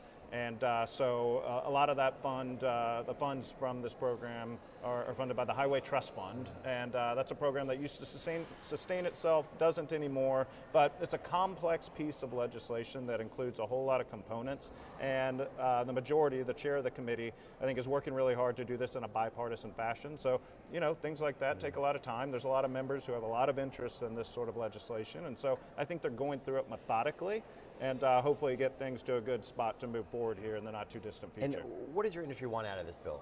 Well, we're kind of unique. While most infrastructure types around the country rely on federal funding, the railroads are almost entirely privately owned and maintained. We invest about $25 billion of our own capital back into our network every single year. So we're not necessarily reliant on those federal dollars. There are some big grant programs that we partner with states and localities to do projects of regional and national significance, but also we need a healthy integrated supply chain. And so it's important that our roads, our ports, our bridges are all properly funded so that the system can work well together to move goods for companies and communities that rely on us. So the point of 535 is to focus on the members of Congress and not focus on the White House. But we will focus on the President of the Senate, J.D. Vance, who is now pushing an amendment, he's trying to get an amendment included on the bill on railway safety. Tell us about his railway safety measure. Why are you guys opposed to it? Well, so the rail safety, takes a lot of forms, and people use that term a lot, and there's certainly pieces of legislation out there, and I don't think it's any secret that when he was in the Senate, then Senator Vance and Senator Brown had a piece of legislation to, in their words, respond to the 2023 incident that occurred in Ohio. At the time, there were a lot of good things in there that we felt were things we could work on, but there were also provisions that, frankly, we felt weren't actually tied to safety and would result in just price increases on rail transportation without a safety outcome. And so right now, no one knows what's in the base text of this big piece of legislation. There are folks who continue to push some of these provisions, and our view has always been, let's let data drive safety. And when we look at safety, 2025, according to the Department of Transportation, was literally this industry's safest year in its 199-year history. What does that mean? Lowest derailment rate, lowest employee injury rate, lowest track-caused accident rate, lowest equipment-caused accident rate. So we're achieving records. Does that mean where we are where we want to be? No, we've got more room to grow. We are by far the safest way to move goods over land in this country by orders of magnitude. And so, of course, there are things we can continue to work on, but they need to be tied and tethered to safety advancements. And where we break down in some of these discussions is extraneous provisions done by, pushed by other stakeholders that look to lock in old or current operating practices in a way that really inhibits our ability to innovate. When you look across all industries, whether it's trucking or manufacturing, innovation, automation, all sorts of cool technologies. That's the case in this industry as well, so using various sensors, and that is going to drive the next leap forward in safety. And our point is, let's not lock in where we were yesterday. We have a regulatory regime that was developed in the early 70s. Let's not lock in that way of doing things. Let's allow data to drive decisions, to continue to evolve how we do things. Because otherwise, you're just locking in an old practice that's going to reduce competitiveness. It's not going to have a positive safety outcome, and it's going to increase the cost of transportation at a time when everyone is focused on making things affordable in this country. That is not the direction we need to be going. So Vance has been pushing this proposal for a long time, as you discussed. It was soundly defeated by Republicans when it first came out. Now it's back. Most Republicans are still against this new legislation. It really is Vance. What sets Vance apart? Why has he been pushing these so hard when the rest of the party is not? You know what? I think, one, when you deal with an incident firsthand, you want to respond, and that was certainly a pretty formidable incident and a substantial incident. We're proud that those sorts of things don't happen very often, but that doesn't matter to the community that they do happen in. So I understand the desire to respond, and like I said, there are a lot of provisions in there that we can get to yes on and can collaborate on and work on. It's some of the stuff that got pulled into the bill that don't have anything to do with that incident that's really causing the breakdown, and I think is causing the wider amount of concern amongst a lot of lawmakers. And so there's a win here to be had, and there's a good solid middle, 60+% that all parties could agree on. And I think that's probably where the chairman and the ranking member are trying to coalesce, not just around our issues, but around all the issues in the bill. Let's not let the ultimate dream be the enemy of getting something good done here, where each side gives and takes a bit. And what are the chances of something getting done broadly on the service transportation? Yeah, writ large. Look, this chairman has proven his ability to move multiple pieces of legislation in a Congress where it's really hard to get anything done. And he's done it by working bipartisanly. He's done it by listening to his members and being methodical and not being dramatic and going through the process in a very I would say, sophisticated manner to put out products most members can support. that's the goal, and I think they're probably making a lot of progress. Again, I haven't seen the end product, so but I understand they're getting close, and it's going to be a heavy lift. You know, the Senate has made clear, public statements out of the key players over there, they're not quite as far along, but I think the view is probably, if we don't do anything, then nothing will happen. So somebody's got to start pushing the ball forward to give yourself a chance to maybe get this across the finish line. And the committee chairman, Sam Graves, has announced that he's leaving Congress after his term. How does that change the politics here? Does that make him want a legacy bill, or does that make him less likely to push for something, especially if the Senate is not? Certainly. I would say that I would say he does not need this piece of legislation to have a legacy of a significant accomplishment. But I think every chairman, when this comes around, would like to get it done. Does it mean you sell out your principles? I don't think so. I think you stick to your core principles, you work with the other side, you see what you can get done. Everybody understands that the clock moves pretty quickly right now. And while we're sitting here, you know, in May, the end of the year is not that far away when it comes to a congressional calendar. And so I think they rightly understand, hey, if we're going to do something, kind of the time is now, and at least we will have done our part and made a good faith effort. And, you know, who knows, maybe we can get this across the finish line. Yeah, I agree with that. I mean, we're not that far from Memorial Day recess. Yeah. It's going to be August before we know it, and if things don't pass by then, yeah, it's the way the calendar works up here. So let's say nothing happens. Let's say Democrats take over the House and maybe the Senate, which, you know, a few days ago were the thought, and now maybe things have changed. Yeah. But let's say Democrats take over at least the House. How does that change the bill overall? Yeah, well, that's a great question, and the only thing I can do is look back to 2021 when Democrats controlled both the House and the Senate, frankly. At the time, the then chair of the House Transportation Committee decided to take a party line approach and, you know, forced a bill through. The bill moved through the House on party line basis, but it didn't go anywhere in the Senate. The Senate did the right thing, got together in a bipartisan way, put together a very substantial, historic piece of legislation, sent it back to the House, and frankly, the House, you know, passed largely the Senate product. And so my hope would be that we don't go back to that direction.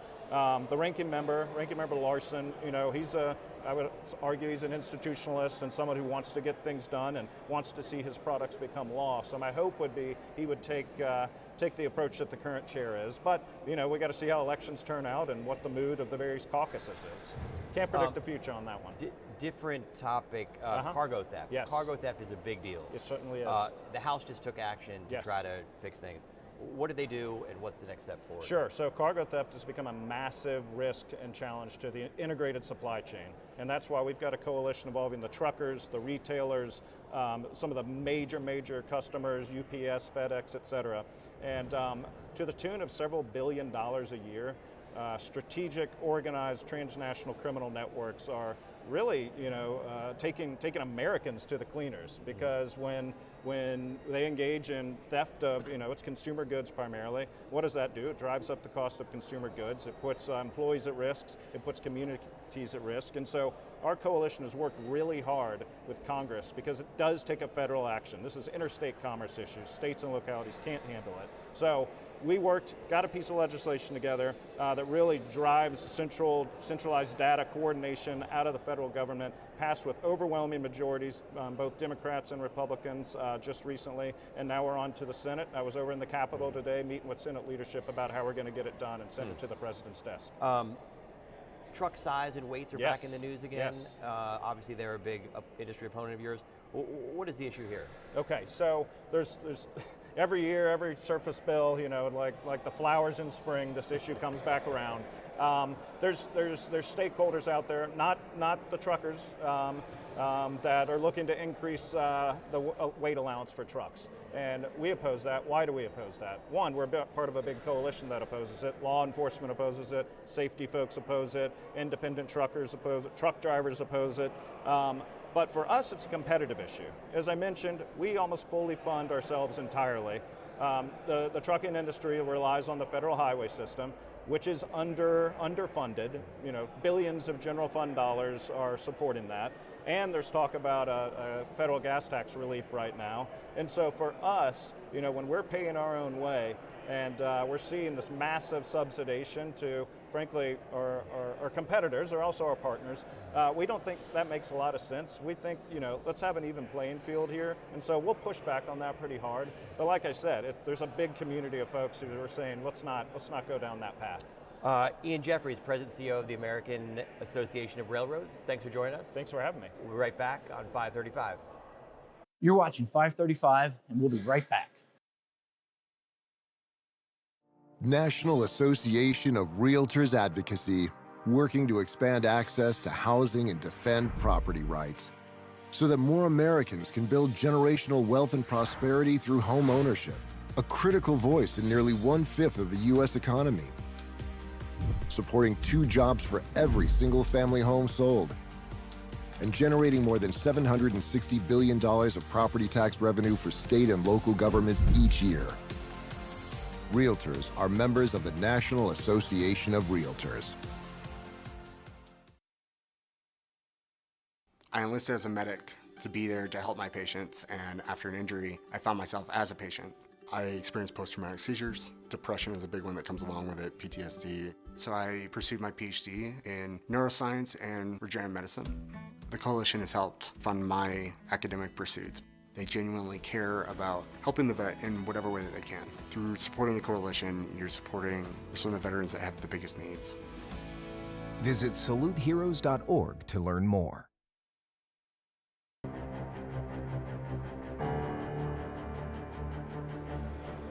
Welcome back to 535. I am joined by Democratic Congressman Greg Landsman from Ohio.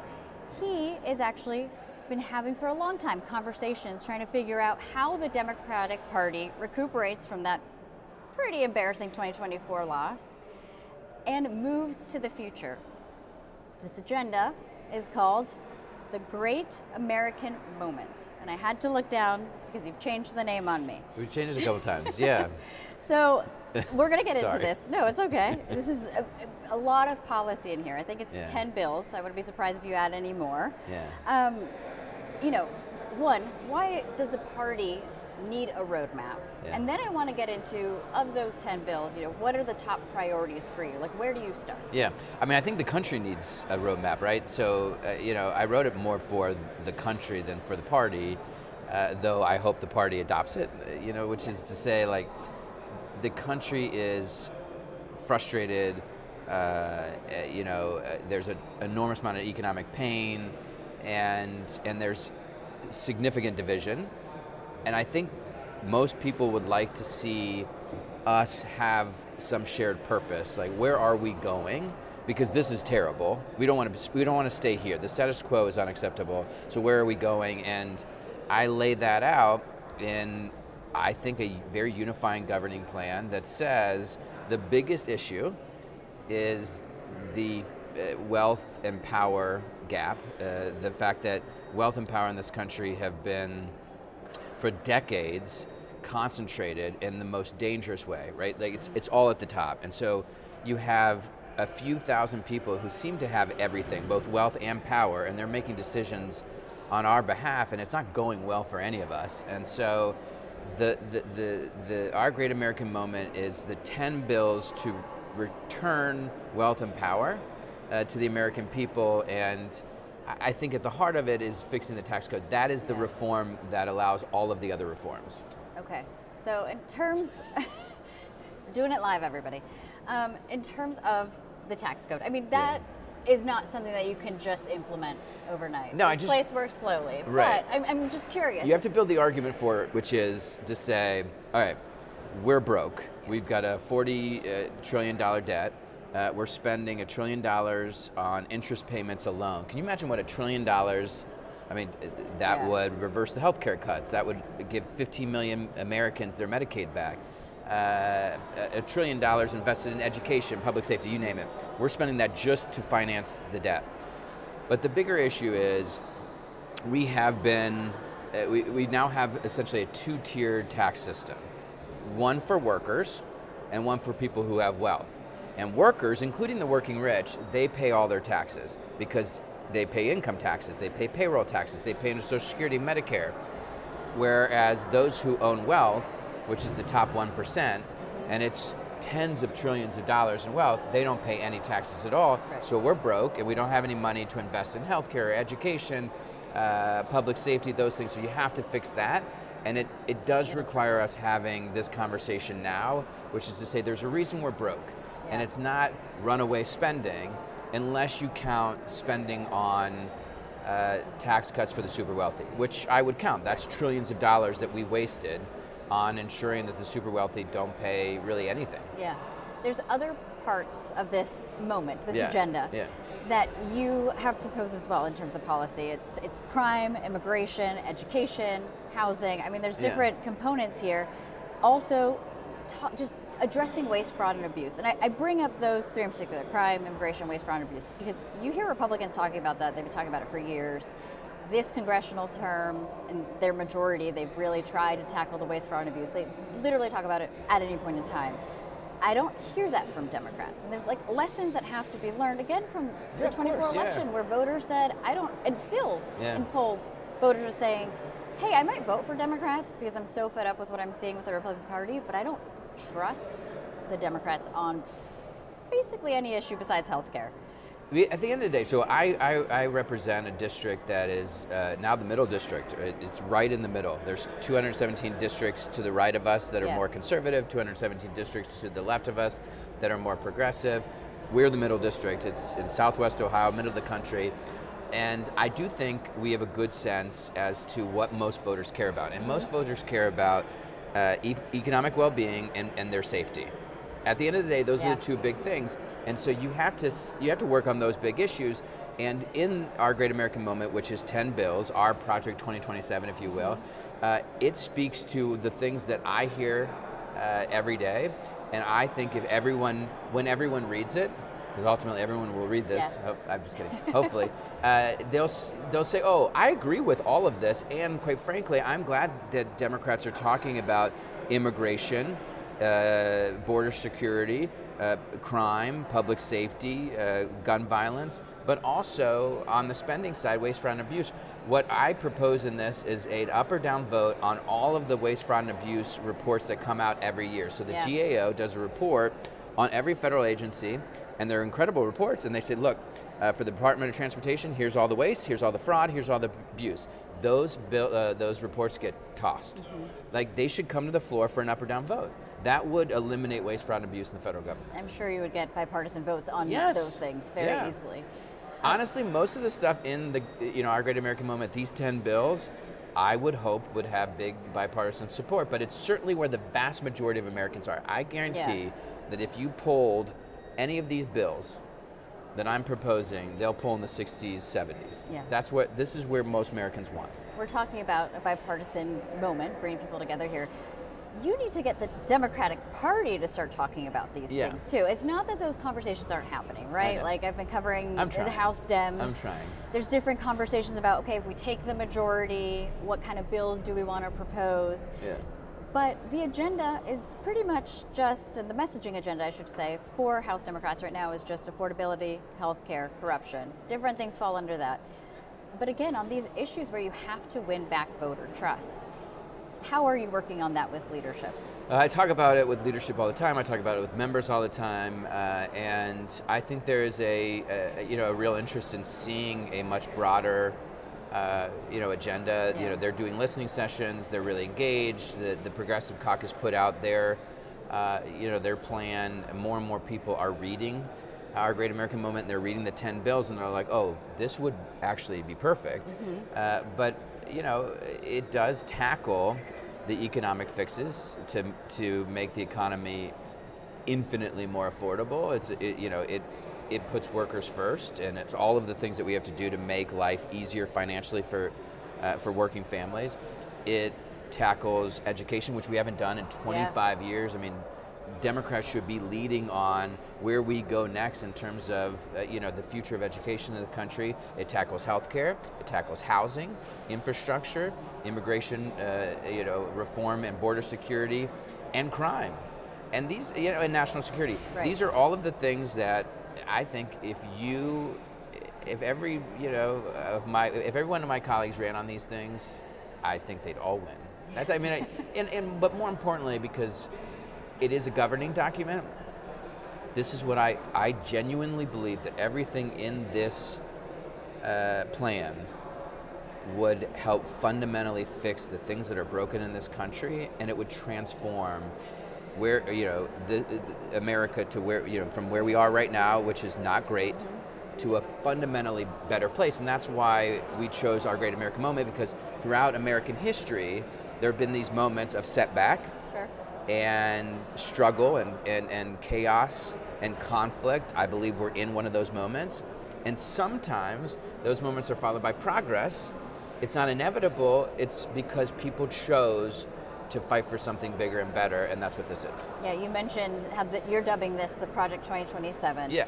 There's a conversation I've been having with a number of your colleagues, because again, if you guys get the majority, there's a lot of opportunity there to show the public, hey, here's what we stand for, and kind of learning lessons from 2018, 2020, before you were up here on Capitol Hill. I hear from some of your colleagues who are like you, ready to hit the ground running. We need to propose a number of bills, pass them, show the people that we care about a number of these issues to try and set up whoever's going to be the 2028 nominee.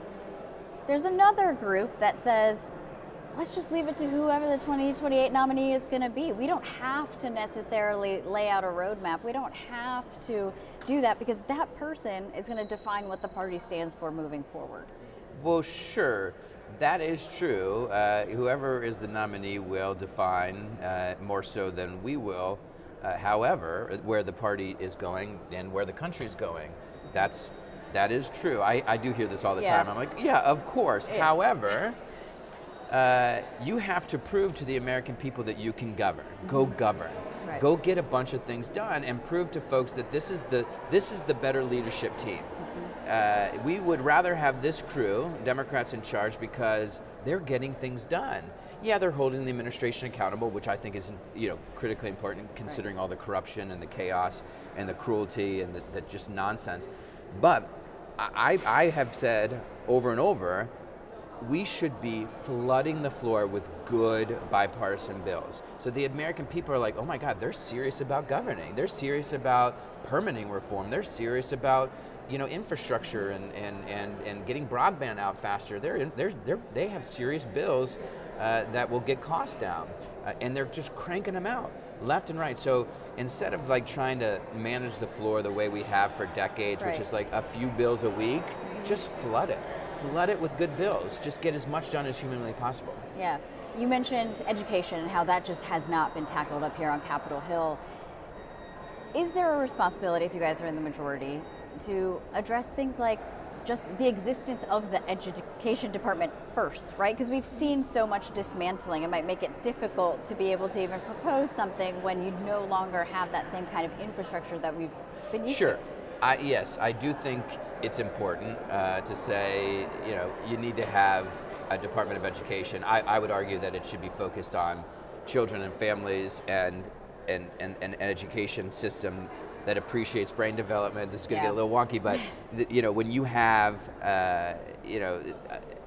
if we add prenatal care, which is huge in terms of brain development, child care, preschool, to the education system, so that kids get everything they need in those first 5 years when the vast majority of brain development happens, they will show up to school, they'll do great, our test scores will go up, and so I would love to see a federal leadership on that, and you want to have an agency. However, the most important thing is actually providing resources and solutions and supports to schools.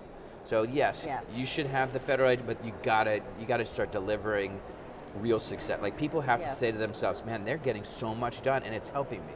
Got it. Housing, that is on the floor this week. Not even this week, today, here in the House. Have you been following this, what could be a landmark bill? Because housing is something that Congress also hasn't tackled in a long time. I hear it from both Republicans and Democrats. Are you going to vote for it? It has bipartisan support. I mean, I'll support the housing bill, but I do think it's really important to know that it's a step in the right direction. Mm-hmm. It's nowhere close to what this country needs. I mean, we need millions of new homes and apartment units. We have not been a nation that builds in a long time, and that requires money and permitting reform and land use and zoning laws changing. I want to see the next Congress, the next president be like, we're going to build more homes, renovate existing homes, make it easier for homeowners to fix their roof and stay in their properties. But that's going to require an enormous amount of investment, so that there's cash for new homes, there's to build new homes, that there's money to renovate, that people have money for down payments, and that we entice all of these local communities to update their land use and zoning policies so people can build more housing in more places. That is a comprehensive fix. This is important, but we've got to get to a point where the American dream is right there in front of every single American, and at the heart of that American dream is owning home. I've been hearing that from a lot of corners up here.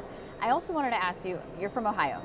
You all saw, before the rest of the country saw, redistricting happening, mid-cycle redistricting. Just the polarization that could come from that. It's the worst. You're obviously laying out a roadmap for the future.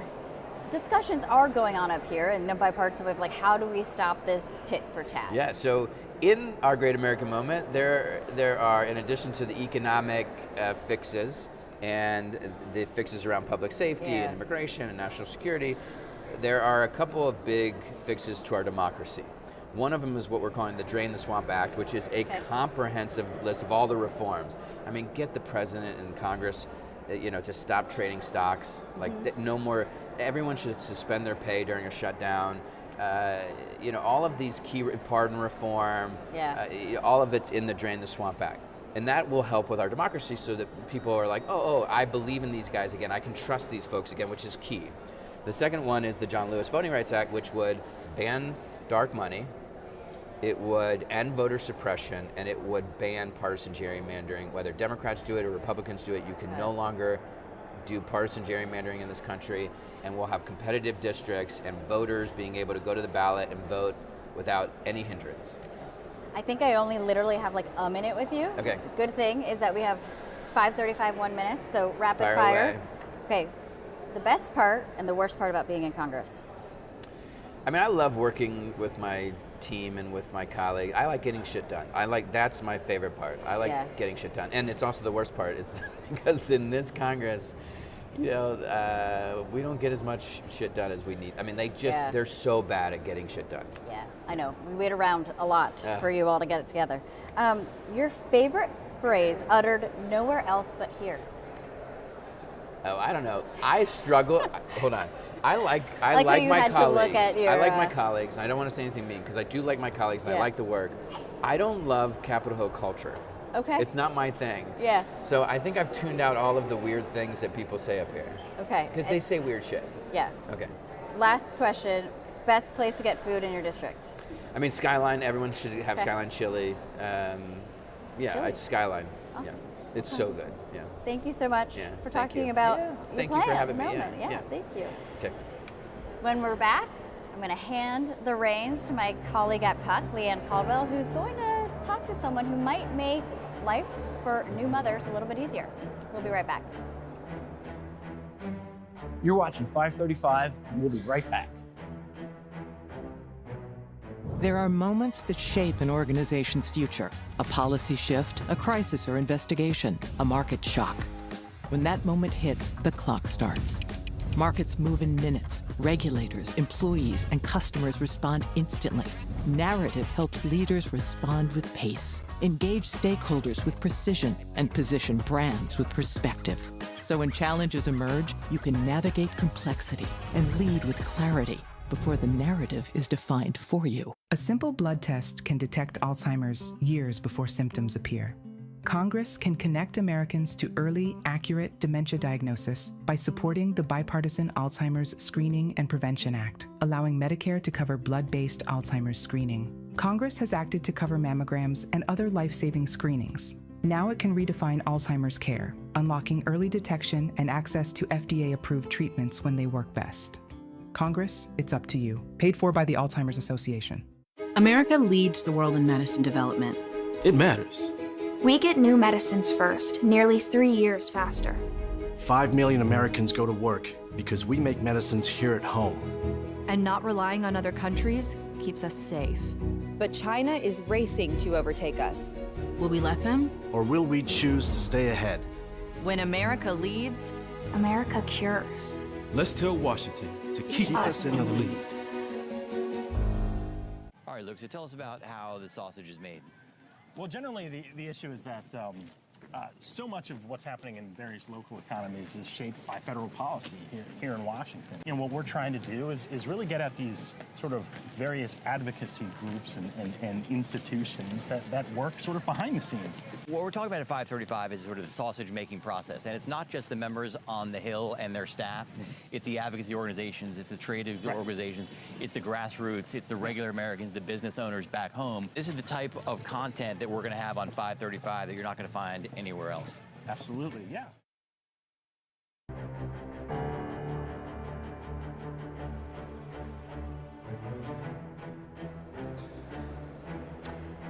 Hello, welcome back to 535. On the Hill today, we have a group called Bobbies for Change, and they're working for changes to the Affordable Care Act to make it easier for new moms who are also battling cancer. Joining me now is the founder and Laura Modi. Laura, thanks for being here. Thank you for having me. Yeah, so you are on Capitol Hill today lobbying, meeting with members of Congress. Just tell me why. Okay. It is an unjust policy. It's not even just an error in a policy that's created. I think, frankly, it was just ignored. So rewind several years ago, 6 years ago, someone on my team came forward to me and said, we have to do something about this broken policy. Moms who had undergone a mastectomy to treat cancer were given a free breast pump by insurance, but they were dismissed of the coverage for formula or donor milk to be able to feed their babies. I mean, it's ignored. It is completely unjust, and we're here. We've co-created a bill, and to get this bill passed means insurance coverage will be given to donor milk and formula. And it doesn't even sound like it would be more expensive. That's exactly right. It really is about fixing the policy and shifting where that responsibility lies. This is a medical necessity. Something that most people don't fully internalize is that when you think of insurance, it's based on the individual's medical needs. So in this situation, a baby doesn't have a medical need. They are ignoring the medical need of the mother who's just undergone breast cancer, who's now not in a position to be able to produce milk. Those two things don't add up, and they are inextricably tied. So you have some news. You got some bipartisan support for the bill, and it's going to be introduced soon. Is that right? What's the update? So I'm very new to this. I run an infant formula company, but to come forward with an issue like this that is so clearly bipartisan, there is nothing more bipartisan than what it means to be able to feed babies. Yeah. And we've gotten immediate bipartisan support. Debbie Wasserman-Schultz and Ashley Hinson. And through this day where we've brought a lot of our Bobbie breasties directly to the Hill, they're sharing their stories. And these stories are so deeply personal. There hasn't been one person we met today that doesn't want to get behind supporting this. So it got introduced today. Or over the next 24 hours, she is being introduced, and we hope to get her passed. So talk about some of the stories of the people who came with you today. Okay, first I need to highlight Connie. Connie is what the bill is named after. This is Connie's Act, Connie's bill. Connie was part of our first cohort. Rewind 6 years ago, we actually started by sponsoring just, I think it was 5 moms in the first year. Fast forward today, we have now sponsored 615 babies through that journey. What does that mean, sponsor? What it means is, in absence of insurance being able to cover food to feed their baby, we as an infant formula company stepped in. Okay. So now we cover their infant formula costs for their entire year that is needed. And we will continue to do it until there's truly an insurance change made. But fighting to get this bill change is an act that demonstrates that they're being seen and that this bill has overlooked their own medical necessity. So I really think the act of getting this passed means so much more than the cost of it really at all. Yeah. So Connie, unfortunately, lost her life to cancer last year. Her husband was with us today, and he has been sharing her story and the fact that if she was still with us here today, she would be in every single room fighting on behalf of every other mother. Yeah. And we're doing it on her honor. Yeah. So talk about, are you getting any pushback at all from anyone that you talk to? Or is it more like, oh, well, that's nice, it's just not a priority? You know, first thing, mothers don't see pushback. There is this fire in our bellies and there's a fight in our heart. And when you're coming in with stories like this, I truly mean this. We've come forward with many issues over the years related to the shortage around infant formula or domestic manufacturing. Yeah. And there's a lot of questions around that. This is one of those very clear bipartisan issues that is hard to see any fault with. And I think, again, beautifully, most people are going, oh, we don't need to fix the policy. It just was never considered in the first place. So I've been very impressed, and to give credit to a lot of the dual sides that we are moving between, they're context switching every hour and every day, and to see them fully consume these stories and recognize someone in their life. You don't speak to anyone out there that doesn't have some woman, mother in their life that has undergone some sort of a cancer treatment or being diagnosed. So everyone relates. Tell me how you first came across this. Yeah. Like, how did this come to your attention? So this was moments before we had launched the company, and backing up, our DNA as a business has always been to fight for change. Mm-hmm. The story I don't think I've ever fully shared was that before I even named Bobbie, we called it reform. It was about reforming an industry, reforming a conversation, reforming what we knew was fundamentally broken. How do you reform culture that is infant formula symbolic to so many other things? The fact that there's no paid leave, federal paid leave in this country, but we still are saying that breast milk is the gold standard, then great, we should give them the time to be home with their babies and be able to feed them. There's a million issues we could go through. It was someone on my team who came forward and she said, Laura, I've just heard that a mother who's undergone a mastectomy was offered a free breast pump and sticky nipples, but was not given the insurance coverage. And she asked, this was days before we even launched our first product, and said, can we cover her for her whole journey? And that set off what was Bobbie for Change and our nonprofit in the business.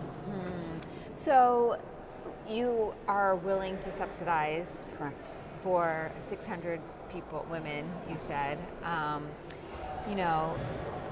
What sort of impact does this have on the business? And is the change in the bill more symbolic in the sense that it is just important that people are recognized, or is it about the money? It's both, right? I think at first it's symbolic because it's a recognition of a moment in life for women where healthcare is often overlooked. And not only that, then mothers, and there's a lot of policies around mothers that are often overlooked. So this is symbolic to recognizing that at a time when someone's questioning their own future and existence, they're also welcoming life into this world. Those two things, you got to nurture the tension between those two things, and this policy is symbolic to a moment, a beautiful moment that they are going through that needs support. And then the cost is quite low.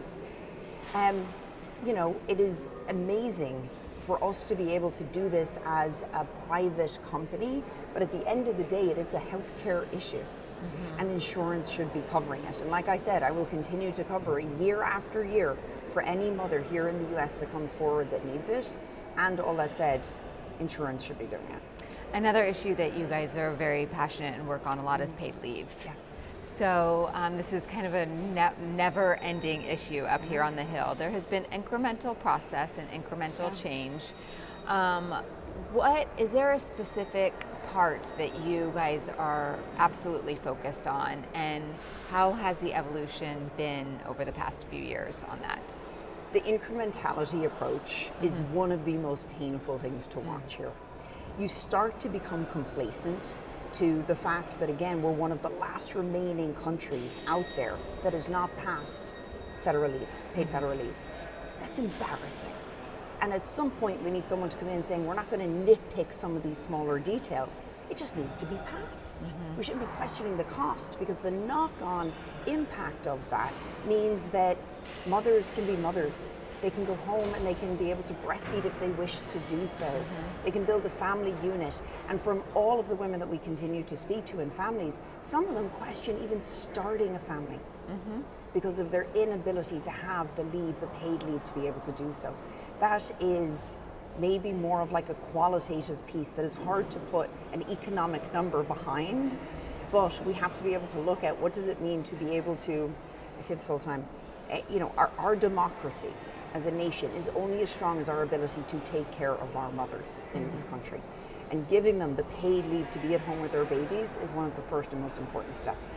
There's companies right now that are rolling back their paid leave benefits. That is a separate topic for the fact that we are even in a position that companies feel that they're not getting the government support and assurance to be able to do this, and they're actually moving in the wrong direction. We need more companies to unite. One of the things that we did several years ago is we open sourced our internal paid leave policy at Bobbie. And we have a leave that offers up to 12 months of leave, of which 4 months of that is paid. So not only do you get the paid leave, but if you need to be at home longer with your child and you need the assurance that you can come back to a job, you can do that.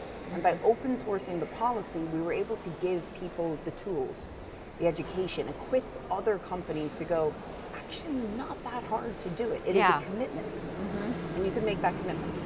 Yeah, but people aren't making that commitment. No.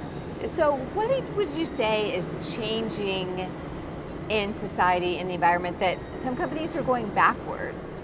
I mean, you made the point about the incremental change, which is absolutely painful, but the fact that this is not a priority for some companies anymore, like major companies, I think it was Oracle was one of them. So just like from a holistic societal component, like, does that worry you? Yeah, it worries me, but let me pinpoint why it should worry them. What that means is that they're not going to have representation around their table when they're questioning who they're designing for, who they're serving. What does it mean to be a holistic business and a holistic brand that is taking into the consideration of all of your customers and constituents? And if you are creating a culture that is not inviting a woman to want to join and be part of building what you're building, then you're not growing. Yeah. And I think there's a very myopic and reductionist view to assume that you can save a few dollars here. The knock-on impact of that means that you will not have representation around the table. What's it been like being on Capitol Hill these days? I mean, you've come every year, correct, for the past 4 years? The past 4 years, yeah. Okay, so have you seen a shift or an evolution in how people are responding to you? And your issues, not you specifically, but your issues. I think there's definitely something to be said for constantly showing up. And no matter who's in seat, no matter who the administration is, it is very important to remain centrist and to fight on behalf of the issue, not on behalf of who is, again, in seat and who is leading. And that is something that as we've moved from one administration to another at Bobbie and with our moms and coming to the Hill with our community, we continue to reinforce. We're here for the issue and we're going to find the policy. The reactions we're getting is they're recognizing that we're not here to pander to certain individuals or who is in seat. We are here about the issues. And that is getting an extremely beautiful response. So you're getting response from Republicans as well on this issue? Both sides. Are you talking to mostly women or are men engaged too? Actually, there's a few men engaged, a few dads. And like I said, you start to talk about breast cancer. It's very hard to meet someone who doesn't have someone within a certain degree in their life that they can point to and recognize the impact of this, or understand what it means to be in a hospital bed after just having a baby, and if someone come up to you giving you guidance on how to be able to breastfeed your child, and here we are sharing with them that this woman doesn't have the breast tissue to be able to pump milk. They are being overlooked. And to give massive credit to the dads who've been hearing this story, they have listened deeply. We've been passing out these booklets of hundreds and hundreds of stories. So as we're moving between these offices, we're handing over not just the bill content and the bill text, but hundreds of stories. And in the last, I want to say 30 hours, we have put out a call to action to the community to say, write your rep. We expected a few hundred. Here we are, less than a day and a half later, and we received over 9,000 letters that have been written in to their reps and constituents. That's amazing. Tell me about your jacket. If you guys can't see it, it says Bobbie Letterman jacket. They're It is so a Bobbie cute. Letterman jacket, and it says breasties on the back. Oh. And the nonprofit that we partnered up with is the Breasties. And to give massive shout out to this group for a nonprofit started by these gorgeous, beautiful women who had undergone again cancer, starting a family, many of them. We've partnered with them. So this is our Bobbie's Breasties jacket, and it is a fighter's jacket. We're here with our Letterman name to be able to say that we are here to fight on everyone's behalf, and we're going to do it kindly and graciously, but we're not going to give up.